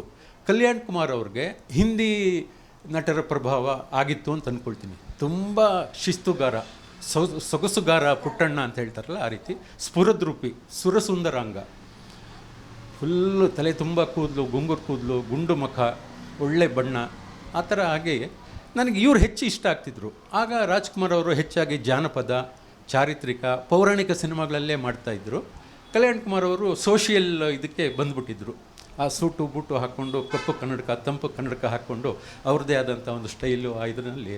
ಹಾಗಾಗಿ ನಾನು ಬಹಳ ಇಷ್ಟಪಡ್ತಿದ್ದೆ ಇವ್ರನ್ನ. ಅದು ಕಲ್ಯಾಣ್ ಕುಮಾರ್ ಅವ್ರ ಬಗ್ಗೆ. ಮನು ಅವ್ರಿಗೆ ಇದು ತಂದು ಸರ್ ಇದನ್ನು ಸ್ವಲ್ಪ ಪರಿಷ್ಕರಣೆ ಮಾಡಿಕೊಡಿ ಅಂತ ಹೇಳಿದಾಗ ಒಂದು ರೀತಿ ನನ್ನ ಖುಷಿನೇ ಆಯಿತು. ಯಾಕಂದರೆ ನನ್ನ ನೆಚ್ಚಿನ ನಟ ಅವ್ರದ್ದೊಂದು ಜೀವನ ಚರಿತ್ರೆ ಬಗ್ಗೆ ಬರ್ತಾ ಇರೋವಂಥ ಪುಸ್ತಕ, ಇದರಲ್ಲಿ ಏನೋ ಒಂಚೂರು ಮಾಡಿ ನಂದು ಒಂದು ಅಳಿಲು ಸೇವೆ ಮಾಡುವಂಥ ಒಂದು ಅವಕಾಶ ಸಿಕ್ತಲ್ಲ ಅಂತ ಖುಷಿ ಆಯಿತು. ನಾನು ಪಾಪ ಅವ್ರಿಗೆ ಸ್ವಲ್ಪ ಜಾಸ್ತಿನೇ ಸತಾಯಿಸ್ದೆ ಅಂದ್ಕೊಳ್ತೇನೆ. ಯಾಕೆಂದರೆ ನಾನು ಮೇಷ್ಟ್ರಾಗಿದ್ದನು, ಆದ್ದರಿಂದ ಸ್ವಲ್ಪ ಹೆಚ್ಚು ಆಳವಾಗಿ ಸೂಕ್ಷ್ಮವಾಗಿ ಗಮನಿಸ್ತಾ ಹೋಗ್ತೀನಿ. ಕೆಲವು ಯಾಕೋ ತಾರ್ಕಿಕವಾಗಿ ಅಲ್ಲಿ ಹೊಂದುತ್ತಾ ಇಲ್ಲ ಅನ್ನಿಸ್ತು. ಆಗಲೇ ಸರ್ ಹೇಳಿದಾಗೆ ಹಿಂದೆ ಮುಂದೆ ಆಗಿತ್ತು, ಮತ್ತು ರಿಪೀಟೇಷನ್ ಆಗಿತ್ತು, ಪುನರಾವರ್ತನೆ ಆಗಿತ್ತು. ಅದೇ ವಿಚಾರಗಳು ಮತ್ತೆ ಮತ್ತೆ ಬಂದಾಗಿತ್ತು. ಮತ್ತು ಇದು ಏನು ಕ್ರೋನಾಲಜಿಕಲ್ ಆರ್ಡರ್ ಅಂತಾರಲ್ಲ, ಕ್ರಮದಲ್ಲಿ ಅದು ಇರಲಿಲ್ಲ ಅಂತ ಅನ್ನಿಸ್ತಾ ಇತ್ತು. ಅದೇನೋ ಪಾಪ ಒಂದು 4-6 ಬಾರಿ ನಮ್ಮ ಮನೆ ಹತ್ರ ಬಂದರು, ನಾನು ಏನೋ ಅದನ್ನೆಲ್ಲ ಮಾಡಿಕೊಟ್ಟೆ, ನನ್ನ ಕೈಲಾಗಿದ್ದ ಸೇವೆ ಅದೊಂದು. ಮತ್ತು ಇವರ ಸಾಕು ಮಗ ಭರತ್ ಕಲ್ಯಾಣ್ ಕುಮಾರ್ ಅವ್ರಿಗೆ ಸ್ವಂತ ಮಕ್ಕಳಿರಲಿಲ್ಲ. ಅವರ ಅಕ್ಕನ ಮಕ್ಕಳು ಅಥವಾ ತಂಗಿ ಮಕ್ಕಳು ಗೊತ್ತಿಲ್ಲ ನನಗೆ, 2 ಮಕ್ಕಳನ್ನ ಸಾಕೊಂಡಿದ್ರು. ಅದರಲ್ಲಿ ಒಬ್ಬರು ಭರತ್ ಕಲ್ಯಾಣ್ ಅಂತ. ಬಾಲಾಜಿ ಟೆಲಿಫಿಲ್ಮ್ಸ್ನವರು ಒಂದು ಕಾಲದಲ್ಲಿ ಕರ್ನಾಟಕದಲ್ಲಿ ಒಂದು ಪ್ರೊಡಕ್ಷನ್ ಹೌಸ್ ಇಟ್ಕೊಂಡಿದ್ರು, ತುಂಬ ದೊಡ್ಡ ಸಂಸ್ಥೆ. ಒಟ್ಟೊಟ್ಟಿಗೆ ಅವ್ರದ್ದು 4-5 ಸೀರಿಯಲ್ಗಳು ಬರ್ತಾಯಿತ್ತು. ಜಿತೇಂದ್ರ ಅವರ ಇದು ಇಲ್ಲೇ ಮಗಳು ಏಕ್ತಾ ಕಪೂರ್ ಅಂತ, ಇಲ್ಲೇ ಆಫೀಸ್ ಇತ್ತು ಅವ್ರದ್ದು. ಅದ್ಯಾಕೋ ಕಾರಣಾಂತರಗಳಿಂದ ಅವರು ಅದನ್ನು ಬರ್ಖಾಸ್ತು ಮಾಡಿಬಿಟ್ಟು ವಾಪಸ್ ಹೊಟ್ಟೋದ್ರು ಭೂಮಿಗೆ. ಆಗ ಒಂದು ಪವಿತ್ರ ಬಂಧನ ಅಂತ ಒಂದು ಸೀರಿಯಲ್ಲು ಬರ್ತಾಯಿತ್ತು. ಅದರಲ್ಲಿ ಪ್ರಮುಖ ಪಾತ್ರ ಇವರ ಮಗ ಭರತ್ ಕಲ್ಯಾಣ್ ಅವರದ್ದು. ಅದರಲ್ಲಿ ನಂದು ಒಂದು ಮುಖ್ಯ ಪಾತ್ರ ಇತ್ತು. ಅವ್ರ ಜೊತೆ ಸುಮಾರು ಒಂದು 7-8 ದಿವಸ ಒಡನಾಟ, ಒಟ್ಟಿಗೆ ಅಭಿನಯ ಮಾಡುವಂಥ ಅವಕಾಶ ಸಿಕ್ಕಿತ್ತು. ಅವರು ಅಷ್ಟೇ ಬಹಳ ಹಮ್ಮು ಬಿಮ್ಮು ಏನೂ ಇಲ್ಲ, ಬಹಳ ಸರಳ ಜೀವಿ, ಸ್ನೇಹ ಜೀವಿ, ಎಲ್ಲರ ಜೊತೆನೂ ತುಂಬ ಹೊಂದ್ಕೊಂಡು ಹೋಗ್ತಾಯಿದ್ರು. ಆಗ ಅವ್ರ ನಂಬರ್ ತೆಗೆದಿಟ್ಕೊಂಡಿದ್ದೆ. ಅದು ನನ್ನ ಪಾತ್ರ ಮುಗೀತು ಅಂತ ಕಾಣುತ್ತೆ, ನನ್ನ ಭಾಗ. ಅದಾದಮೇಲೆ ಅದು ಎಷ್ಟು ದಿವಸ ನಡೀತೋ ಏನೋ ಗೊತ್ತಾಗಲಿಲ್ಲ. ಅದಾದಮೇಲೆ ಅವ್ರ ಸಂಪರ್ಕನೇ ಇರಲಿಲ್ಲ. ಮನು ಅವ್ರು ಬಂದು ಈ ರೀತಿ ಇದೆ ಸರ್, ಅದು ಬಿಡುಗಡೆ ಆಗಬೇಕು. ಅವರ ಅಕ್ಕನ ಮಗ ಒಬ್ಬರು ದ್ವಾರಕಾನಾಥ್ ಅಂತ ಇದ್ದಾರೆ, ಅವರ ಮೂಲಕನೇ ಸಾಕಷ್ಟು ಮಾಹಿತಿ ಇದು ಎಲ್ಲ ಸಂಗ್ರಹ ಮಾಡಿದ್ದು ಮೋಹನ್ ಕುಮಾರ್ ಅವರು. ಅವ್ರನ್ನ ಕರೆಸಿ ಅವ್ರ ಮೂಲಕ ಬಿಡುಗಡೆ ಮಾಡಿಸೋಣ, ಅಥವಾ ಬಿಡುಗಡೆ ದಿವಸ ಅವ್ರು ಇರಲಿ, ಅವ್ರ ಸಮ್ಮುಖದಲ್ಲಾಗಲಿ ಅಂತ. ಈಗ ಎಲ್ಲಿದ್ದಾರೆ ಗೊತ್ತಿಲ್ಲ, ಹಿಂದೆ ಅಲ್ಲೆಲ್ಲೋ ಇದ್ರಂತೆ ಯಾವುದೋ ಏರಿಯಾನಲ್ಲಿ ಅಂತ ಹೇಳಿದ್ರು. ನಾನು ಹೇಳಿದೆ ಆಗ ಭರತ್ ಕಲ್ಯಾಣ್ ಅಂಥೇಳಿ ನಾನು ಒಟ್ಟಿಗೆ ಅವ್ರ ಜೊತೆ ಆ್ಯಕ್ಟ್ ಮಾಡಿದ್ದೀನಿ, ಚೆನ್ನೈಯಲ್ಲಿ ಇರ್ತಾರೆ, ಅವ್ರ ನಂಬರ್ ಇದೆ ನನ್ನ ಡೈರಿನಲ್ಲಿ ಎಲ್ಲೋ ಬರೆದಿಟ್ಟಿರಬೇಕು, ಹುಡುಕ್ತೀನಿ, ಸಾಧ್ಯ ಆದರೆ ನಾನು ಅವ್ರನ್ನ ಕಾಂಟ್ಯಾಕ್ಟ್ ಮಾಡ್ತೀನಿ. ಅಷ್ಟು ಮಾತ್ರ ಮಾಡಿ ಸರ್, ಇನ್ನೂ ಒಳ್ಳೆಯದು, ಅವ್ರ ಮಗ ಅಂತಂದರೆ ತುಂಬಾ ಒಳ್ಳೆಯದಾಗುತ್ತೆ, ಅವ್ರನ್ನ ಕರೆಸಿ ಅಂತ. ಸರಿ, ನಾನು ಫಸ್ಟ್ ಒಂದು ಮೆಸೇಜ್ ಹಾಕ್ತೆ, ಯಾಕೆಂದರೆ ನನ್ನ ಮರ್ತುಬಿಟ್ಟಿರ್ತಾರೋ ಏನೋ. ಅವ್ರು ಈಗ ತುಂಬ ಬ್ಯುಸಿ, ತಮಿಳು ಕಿರುತೆರೆಯಲ್ಲಿ one of the busiest artists, ತುಂಬ ಇದಾಗಿರ್ತಾರೆ ಅವರು. ಹಾಗಾಗಿ ನನ್ನನ್ನು ನೆನಪಿಟ್ಕೊಂಡಿರ್ತಾರೋ ಇಲ್ವೋ, ನನ್ನ ಹೆಸರು ಹೇಳಿದ ತಕ್ಷಣ ಅವ್ರಿಗೆ ನಾನು ನೆನಪಾಗ್ತೀನೋ ಇಲ್ವೋ ಅಂದ್ಕೊಂಡು ಒಂದು ಮೆಸೇಜ್ ಹಾಕಿದೆ, ಸರ್ ನಾನು ಇಂಥವನು, ಈ ಥರ ನಾವು ಒಟ್ಟಿಗೆ ಪವಿತ್ರ ಬಂಧನ ಸೀರಿಯಲಲ್ಲಿ ಆ್ಯಕ್ಟ್ ಮಾಡಿದ್ವಿ, ಇಂಥ ಪಾತ್ರ ಮಾಡಿದ್ದೆ ನಾನು ಅಂತ. ಅಂದರೆ ಅದರಲ್ಲಿ 2 ಕುಟುಂಬಗಳು ಚಿನ್ನಾಭರಣಗಳನ್ನ ತಯಾರು ಮಾಡ್ತಾ ಇರ್ತಾರೆ ಮತ್ತು ಅದನ್ನ ಎಕ್ಸ್ಪೋರ್ಟ್ ಮಾಡ್ತಾ ಇರ್ತಾರೆ. ಆ ಥರ 2 ಕುಟುಂಬಗಳು, ಅವುಗಳ ನಡುವೆ ವೈಷಮ್ಯ ಬರುತ್ತೆ, ದ್ವೇಷ ಏನೇನೋ ಆಗುತ್ತೆ. ನಾನು ಆ ಚಿನ್ನಾಭರಣ ತಯಾರಕರ ಒಂದು ಅಸೋಸಿಯೇಷನ್ ಇರುತ್ತೆ, ಅದರ ಪ್ರೆಸಿಡೆಂಟ್ ಪಾತ್ರ ನಾನು ಮಾಡಿದ್ದೆ. ಹೀಗೆ ಇಂಥ ಪಾತ್ರ ನಾನು ಮಾಡಿದ್ದೆ ಅಂತ. ಸರ್ ನಾನು ಮರೆಯೋಕ್ಕಾಗುತ್ತಾ, ನಮಸ್ಕಾರ, ಚೆನ್ನಾಗಿದ್ದೀರಾ ಹಾಗೆ ಅಂತ ಉತ್ತರ ಕೊಟ್ಟರು. ಸರಿ, ಆಮೇಲೆ ಹಾಗೇ ಮೆಸೇಜ್ಗಳಾಯಿತು. ಆಮೇಲೆ ಫೋನು ಮಾಡಿದೆ, ಈ ಥರ ಇದೆ ಸರ್, ಒಂದು ಬಹಳ ಸಂತೋಷ ಸರ್, ಅಷ್ಟು ಮಾತ್ರ ನಮ್ಮ ತಂದೆಯವ್ರದ್ದು ಒಂದು ಪುಸ್ತಕ ನೀವು ಬಿಡುಗಡೆ ಮಾಡೋದಕ್ಕೆ ಎಲ್ಲ ಏರ್ಪಾಟ್ ಮಾಡ್ತಿದ್ರೆ ಖಂಡಿತ ಮಾಡಿ, ನಂಗೆ ಭಾಳ ಇದಾಯಿತು ಅಂದೆ. ಆಮೇಲೆ ಸರ್ ದ್ವಾರಕಾನಾಥ್ ಅವರು ನಂಬರ್ ಬೇಕು ಸರ್, ಅವರು ಈಗಿನ ಅಡ್ರೆಸ್ಸು ಎಲ್ಲಿದ್ದಾರೆ ದಯವಿಟ್ಟು ಕೊಡಿ ಅಂತ. ಇಲ್ಲ ಸರ್, ಅವ್ರು ತೀರ್ಕೊಂಬಿಟ್ರು, ಈಸ್ ನೋ ಮೋರ್ ಅಂತ ಹೇಳಿದ್ರು. ಅದನ್ನು ನಾನು ಮನು ಅವ್ರಿಗೆ ಹೇಳಿದೆ, ಹೋಗಲಿ ಸರ್, ಹಾಗಾದ್ರೆ ಇವ್ರನ್ನೇ ಕರೆಸೋಣ, ಅದು ನಿಮ್ಮದೇ ಜವಾಬ್ದಾರಿ, ನೀವೇ ಅವ್ರು ಮಾತಾಡಿ ಇದು ಮಾಡಬೇಕು.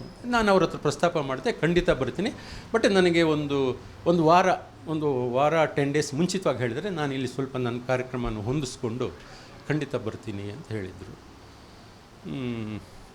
ಅದು ಸಹ ಯಾಕೋ ಕಾರಣಾಂತರಗಳಿಂದ ಅದು ಕಾರ್ಯಗತಗೊಳ್ಳಲಿಲ್ಲ. ನೋಡೋಣ, ಮನು ಅವರು ಇವತ್ತು ಹೇಳಿದ್ದಾರೆ, ಸರ್ ಇದೇನೋ ಒಂದು ಸಣ್ಣ ಪ್ರಮಾಣದಲ್ಲಿ ಇವತ್ತು ಮಾಡಿದ್ದೀವಿ, ಮುಂದೆ ದೊಡ್ಡ ಪ್ರಮಾಣದಲ್ಲಿ ಮಾಡಬಾರ್ದು ಅಂತ ಏನಿಲ್ಲ, ಖಂಡಿತ ಅವ್ರನ್ನ ಕರೆಸಿ ಆ ಥರ ಏನಾದರೂ ಆದರೆ ಖಂಡಿತ ಮಾಡೋಣ ಅಂತ. ಆ ಥರ ಆಯ್ತಂದರೆ ನಾನು ಖಂಡಿತ ಅವ್ರನ್ನ ಸಂಪರ್ಕ ಸಾಧಿಸಿ ಅವ್ರ ಜೊತೆ ಮುಂದಿನ ದಿನಗಳಲ್ಲಿ ಒಂದು ದೊಡ್ಡ ಪ್ರಮಾಣದಲ್ಲಿ ಒಂದು ಕಾರ್ಯಕ್ರಮ ಏನಾದರೂ ಆದರೆ ಅವರನ್ನು ಕರೆಸೋದಕ್ಕೆ ಏನು ಬೇಕೋ ಅದು ನನ್ನ ಕಡೆಯಿಂದ ಏನು ಪ್ರಯತ್ನ ಆಗ್ಬೋದು ಅದು ಮಾಡೋದಕ್ಕೆ ನಾನು ತಯಾರಿದ್ದೀನಿ. ಮತ್ತು ಇಂದಿನ ಈ ಸಮಾರಂಭದಲ್ಲಿ ನಿಮ್ಮಗಳ ಜೊತೆ ಸ್ವಲ್ಪ ಕಾಲ ಕಳೆಯೋದಕ್ಕೆ ಅವಕಾಶ ಮಾಡಿಕೊಟ್ಟಿದ್ದಕ್ಕೆ ಮತ್ತು ಮುಖ್ಯವಾಗಿ ಈ ಒಂದು ನಟಶೇಖರ ಅನ್ನೋ ಪುಸ್ತಕದ ಒಂದು ಏನೋ ಒಂದು ಭಾಗ ಅದರ ಒಂದು ಅತ್ಯಲ್ಪ ಪ್ರಮಾಣದಲ್ಲಿ ಆದ್ರೂ ನನ್ನದು ಒಂದು ಪಾತ್ರವನ್ನು ಮಾಡೋದಕ್ಕೆ ಕಲ್ಪಿಸಿಕೊಟ್ಟಂಥ ಮನು ಅವರಿಗೆ ಧನ್ಯವಾದಗಳನ್ನ ಹೇಳ್ತಾ ನಿಮ್ಮೆಲ್ಲರಿಗೂ ಮತ್ತೊಮ್ಮೆ ನಮಸ್ಕಾರಗಳು ತಿಳಿಸ್ತೀನಿ. ತಾವು ಮಾಡಿರೋಂಥ ಒಂದು ಸೇವೆ ಯಾವುದೇ ಖಂಡಿತವಾಗಿಯೂ ಸಣ್ಣದು ಅಂತ ಏನಿಲ್ಲ. ಪ್ರತಿಯೊಬ್ಬರದು ಅವರವ್ರದೇ ರೀತಿಯಲ್ಲಿ ಇದಕ್ಕೆ ಸೇವೆಯನ್ನು ಖಂಡಿತ ಸಲ್ಲಿಸಿದ್ದಾರೆ. ಈ ಒಂದು ಪುಸ್ತಕ ಈ ಹಂತಕ್ಕೆ ಬರಬೇಕು ಅಂತಂದರೆ ಎಲ್ಲರೂ ಅವರವ್ರದೇ ರೀತಿಯಲ್ಲಿ ಪಾಪ ಅವ್ರ ಬಿಸಿ ಶೆಡ್ಯೂಲ್, ಅವರವ್ರದೇ ಸ್ವಂತ ಜೀವನ ಎಲ್ಲ ಇದ್ರೂ ಕೂಡ ಇದಕ್ಕಾಗಿ ಯಾಕೆ ಅವರೊಂದು ಸ್ವಲ್ಪ ಸಮಯ ಮಾಡಿದ್ದಾರೆ ಅಂತಂದರೆ ಅದು ಕೇವಲ ಡಾಕ್ಟರ್ ಮೋಹನ್ ಕುಮಾರ್ ಅವ್ರ ಬಗ್ಗೆ ಅವರಲ್ಲಿದ್ದ ಒಂದು ಪ್ರೀತಿ, ಅಭಿಮಾನ, ಗೌರವ ಆ ಒಂದು ರೀತಿಯಲ್ಲಿ ಅದನ್ನು ಕೆಲಸ ಮಾಡಿಕೊಟ್ಟಿದೆ ಅಂತ ಅನ್ಕೋತೀನಿ ನಾನು. ಧನ್ಯವಾದ ರಾಮ್ರವರೇ. ಶಾಂತಾ ಮೇಡಮ್ ಅವರ ಶಿಷ್ಯ ಆಗಿರ್ತಕ್ಕಂಥ ಏನೋ ಒಂದೆರಡು ಮಾತಾಡಿ ದಯವಿಟ್ಟು. ನನಗೂ ಮಾಸ್ಟ್ರು ನಾವು ಸ್ಟೂಡೆಂಟ್ ಆಗಿದ್ದು 88ನೇ ಇಸ್ವಿಯಲ್ಲಿ. ಮೊದಲು ಒಂದು ವರ್ಷ ಸ್ವಲ್ಪ ಗುರು ಶಿಷ್ಯ ಥರನೇ ಇದ್ವಿ. ಆಮೇಲೆ ನಮ್ಮದೊಂದು ಸ್ಕೂಲ್ ನಡೆಸ್ತಾ ಇದ್ವಿ. ನಾನು ಹೇಳಿದೆ ಇಲ್ಲಿ ಮರದ ಕೆಳಗೆ ಎಲ್ಲೋ ಸೆಂಟ್ರಲ್ ಕಾಲೇಜಲ್ಲಿ ಮರದ ಕೆಳಗೆ ಕೂತ್ಕೋಬೇಕು, ಇಲ್ಲ ಇದು ಒಳಗಡೆ ಮೇಣ್ ಬತ್ತಿ ತೊಗೊಂಡು ಹೋಗಬೇಕು, ಆಮೇಲೆ ಯಾರ್ಯಾರೋ ಬಂದು ಗಲಾಟೆ ಮಾಡೋದು, ಇದು ಮಾಡಿ ನಾವು ಬಸ್ಸಿಗೆ ಕಾಯಬೇಕು, ತೊಂದರೆ ಆಗ್ತದೆ. ಹಿಂಗೆ ನಮ್ಮ ಸ್ಕೂಲ್ ಒಂದಿದೆ ಹನುಮಂತ ನಗರಲ್ಲಿ. ಸರ್ ನಿಮ್ಗೆ ಯಾವಾಗ ಬಿಡುವಾಗತ್ತೆ ಅವಾಗ ಬಂದು ಮಾಡಿ ಅಂತ.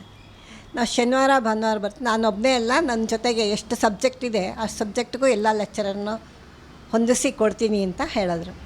ಅವ್ರ ಮೇಡಮ್ ಅವರು ಒಬ್ಬರು ಹೆಸರು ಮರ್ತೋಯ್ತು ಅವರು ಮೇಡಮ್, ಅವರಿಗೆ ಮಾಸ್ಟ್ರಿಗೆ ಒಬ್ಬರು ಮೇಡಮ್ಮು ಸೆಂಟ್ರಲ್ ಕಾಲೇಜಲ್ಲಿ. ಅವರು ಲಲಿತಮ್ಮ ಅಂತ, ಡಾಕ್ಟರ್ ಲಲಿತಮ್ಮ ಅಂತ ಇನ್ನೂ ಇದ್ದಾರೆ ಅಲ್ಲಿ, ತುಂಬ ಇದರಲ್ಲಿ ಇದ್ದಾರೆ ಅವರು ಕನ್ನಡ ನಾವು ಕನ್ನಡ MA ಓದ್ತಾ ಇದ್ದಿದ್ದು. ನಮಗೆ 2ನೇ ವರ್ಷ ಅಂತೂ ತುಂಬ ಚೆನ್ನಾಗಿ ಪಾಠಗಳು ಮಾಡಿದ್ರೆ ಗನ್ನನ ಗದಾಯುದ್ಧ ಮಾಡ್ತಾಯಿದ್ರೆ ಅವರೇ ದುರ್ಯೋಧನ ಆಗಿ ನಿಂತ್ಕೊಂಡ್ಬಿಟ್ರೇನೋ ಅಂತ ಆ ಥರ ಭಾವನೆ ಬರೋ ಹಾಗೆ ಪಾಠ ಮಾಡ್ತೀವಿ. ಯಾವುದೇ ಒಂದು ಪಾಠ ಮಾಡಲಿ, ಕುವೆಂಪು ಬಗ್ಗೆ ಆಗಲಿ, ನಮಗೆ ತೌಲನಿಕ ಅಧ್ಯಯನ ಮಾಡಿಸ್ತಾಯಿದ್ರು. ಆ ನಾಟಕಕ್ಕೂ ಈ ನಾಟಕಕ್ಕೂ ಏನು ವ್ಯತ್ಯಾಸ ಇದೆ ಏನು ಅಂತೆಲ್ಲ. ಹೀಗಾಗಿ ನಮಗೆ ಬುದ್ಧಿ ಇರಲಿಲ್ಲ ನಮಗೆ ಅಷ್ಟೊಂದು. ಇವಾಗಿನವರು ಅಷ್ಟು ನಮಗೆ ಬುದ್ಧಿ ಇರಲಿಲ್ಲ. ಮನೆ ಸಂಸಾರ ಮಾಡ್ಕೊಂಡಿದ್ದವ್ರಿಗೆ ಈಗ ತಕ್ಷಣ ಕಾಲೇಜಿಗೆ ಬಂದ್ವಿ, ಇವ್ರ ಹತ್ರ ಹೇಳಿದ್ವಿ, ಎಲ್ಲ ಮಾಡಿದ್ವಿ. ಆಮೇಲೆ ಏನಾಗೋಯ್ತು ಅಂದರೆ ನಾನು ಅವ್ರ ಮನೆ ಮಗಳ ಥರನೇ, ಅಕ್ಕ ತಂಗಿ ಥರನೇ ಆಗುತ್ತೆ. ಅವ್ರ ಪ್ರತಿಯೊಂದಕ್ಕೂ ಮೇಡಮ್ನವರೇ ಏನು ಮಾಡೋದು, ಎಲ್ಲಿ ಹೋಗೋದು, ಎಲ್ಲಿ ಟ್ರಿಪ್ಗೆ ಹೋಗೋದು ಇಲ್ಲ, ನೀವೇ ಅರೇಂಜ್ ಮಾಡಿ ಹೋಗಿಬಿಡೋಣ ಅಂತ. ಒಂದು ಸರಿ ಫಸ್ಟ್ ಇದಕ್ಕೆ ಹೋದ್ವಿ, ಸಂಗಮ ಇದೆ ಇಲ್ಲ ಕನಕಪುರ ಹತ್ರ, ಅಲ್ಲಿ ಹೋಗಿದ್ವಿ. 2ನೇ ವರ್ಷ ಗೊರವನಹಳ್ಳಿ ಆ ಕಡೆಗೆಲ್ಲ ಹೋಗಿದ್ವಿ. ಹೀಗಾಗಿ ಅವರು ನಮಗೆ ಮೇಷ್ಟ್ರು ಅಂತ ಅನ್ನಿಸ್ಲೇ ಇಲ್ಲ. ಯಾವಾಗಲೂ ಒಂದೊಂದರ ಫ್ರೆಂಡ್ಲಿ ಆಗೇ ಇದು ಮಾಡಿ. ನಾವು ಅವ್ರ ಮನೆಗೆ ತಿಂಗಳಿಗೆ, ನಾನು ಪರೀಕ್ಷೆ ಮುಗಿದ ಮೇಲೂ ಸಹಿತ ನಾನು ಇವತ್ತಿಗೂ ನಾನು ಬಂದು ಹೋಗಿ, ಅವರು ಹೋಗೋ 2 ದಿವಸ ಮುಂಚೆನೂ ಬಂದಿದ್ದೆ. ಮೇಡಮ್ನವರೇ ನಾನು ಆಪ್ರೇಷನ್ ಮಾಡಿಸ್ಕೊತಿದ್ದಾರೆ ಮಂಜುನಾಥ್ ಡಾಕ್ಟ್ರು, ಏನು ಮಾಡಲಿ ಸರ್, ನಾನು ಡಾಕ್ಟ್ರಲ್ಲ, ನಾನು ಸುಮ್ಮನೆ ಒಂದು ಸಂಸಾರ ನಡೆಸ್ಕೊಂಡು ಹೋಗೋರು, ನಮಗೇನು ಸರ್ ಗೊತ್ತಾಗ ಇಲ್ಲ, ನಿಮಗೇನು ಅನಿಸುತ್ತೆ ಅಂದರು. ನನಗೇನಿಲ್ಲ, ನಿಮ್ಮ ಮನೆಯೊಳಗೆಲ್ಲ ಏನು ಹೇಳ್ತಾರೆ ಹಾಗೆ ಮಾಡಿ ಸರ್ ಅಂತ. ಆಮೇಲೆ ಮೇಡಮ್ಗೆ ಹೇಳಿದೆ, ನೋಡಿ ಹಿಂಗಂತಿದ್ದಾರೆ. ಇಲ್ಲ ಯಪ್ಪ, ದುಡ್ಡು ಉಳಿತಾಯ ಮಗನಿಗೆಲ್ಲಿ ಖರ್ಚಾಗತ್ತೋ ಅಂತ ಅಂದ್ಬಿಟ್ಟು ಬೇಡ ಅಂತಿದ್ದಾರೆ ಆಪ್ರೇಷನ್, ನೀವು ಹೋಗಲಿ, ನೀವೇ ಹೇಳಿ ಇಷ್ಟು ಸರಿ ಬಂದು ಹೋಗ್ತಾ ಇದ್ದೀರಲ್ಲ ಅಂತಂದರು. ಸರಿ ಬರ್ತೀನಿ ಬಿಡಿ, ಆಮೇಲೆ ಇನ್ನೊಂದು ಸರಿ ನಿಧಾನವಾಗಿ ಮಾತಾಡೋಣ ಅನ್ನೋಷ್ಟೊತ್ತಿಗೆ 2 ದಿನಕ್ಕೇ ಸುದ್ದಿ ಬಂದುಬಿಡ್ತು. ತುಂಬ ಬೇಜಾರಾಗೋಯ್ತು. ಏನು ಮಾಡಿದೆ ಅಂತ ಗುರುಗಳನ್ನ ಕಳ್ಕೊಂಡ್ವಿ. ಆದ್ರೂ ಅವ್ರ ಮನೆಯವರು ಇರೋದ್ರಿಂದ ಆವಾಗವಾಗ ಬಂದು ಹೋಗಿ ಮಾತಾಡ್ಸ್ಕೊಂಡು, ಮಾಸ್ಟ್ರನ್ನ ಮಾತ್ರ ಮರೆಯೋಕ್ಕಾಗೋದಿಲ್ಲ. ಅವರು ನಮಗೆ, ನಾನು ನಿಜವಾಗ್ಲೂ ನನಗೇನು ಅಂಥ ವಿದ್ಯಾವಂತೆ ಅಲ್ಲ ನಾನು. ಹಿಂಗೆಲ್ಲ ಹೇಳಿದ್ರು, ಹಿಂಗೆ ಈ ಥರ ಮಾಡಿರಿ, ಈ ಥರ ಮಾಡಿ ಮೇಡಮ್ನವರೇ. ನಾನು ಮೇಡಮ್ ಅನ್ನಲೇಬೇಡಿ, ನನಗೆ ಶಾಂತಾ ಜೋಶಿ ಅಂತಲೇ ಅದ್ರೊಳಗೋಗಿದ್ದು. ಶಾಂತಾ ಜೋಶಿ ಅನ್ನಿಲ್ಲ, ಜೋಶಿ ಅಂತನ್ನಿ, ಹೆಂಗಾದರೂ ಅನ್ನಿ. ಇಲ್ಲ ನೀವು ನಮ್ಮ ಮನೆಯೊಳಗೆ ಒಬ್ಬರಾಗ್ಬಿಟ್ಟಿದ್ದೀರಾ. ಅಷ್ಟೊಂದು ಒಡನಾಟ ಅವ್ರ ಜೊತೆ ಇತ್ತು. ಈಗ ಮಧ್ಯೆ ಸ್ವಲ್ಪ ಕಡಿಮೆ ಆಗಿದ್ರು, ಮತ್ತು ಕೊನೆಯಲ್ಲಿ ಮತ್ತೆ ಜಾಸ್ತಿ ಆಗುತ್ತೆ. ಅವ್ರ ಬಗ್ಗೆ ನನಗೇನು ಹೇಳಬೇಕು ಅಂತ ನಂಗೆ ಗೊತ್ತಾಗೋದಿಲ್ಲ. ಇಷ್ಟಾರ ಹೇಳಿದ್ರಲ್ಲ ಹಂಗೆ. ಆವಾಗ ನಮಗೆಲ್ಲರಿಗೂ ಇದಾಗಿದ್ದು. ಮನು ಅಷ್ಟೇ, ಮಾಸ್ಟ್ರಿಂದನೇ ನಮಗೆ ಮನು ಇವೆಲ್ಲ ಇದಾಗಿದೆ. ಧನ್ಯವಾದ ಶಾಂತಾ ಮೇಡಮ್ ಅವ್ರಿಗೆ.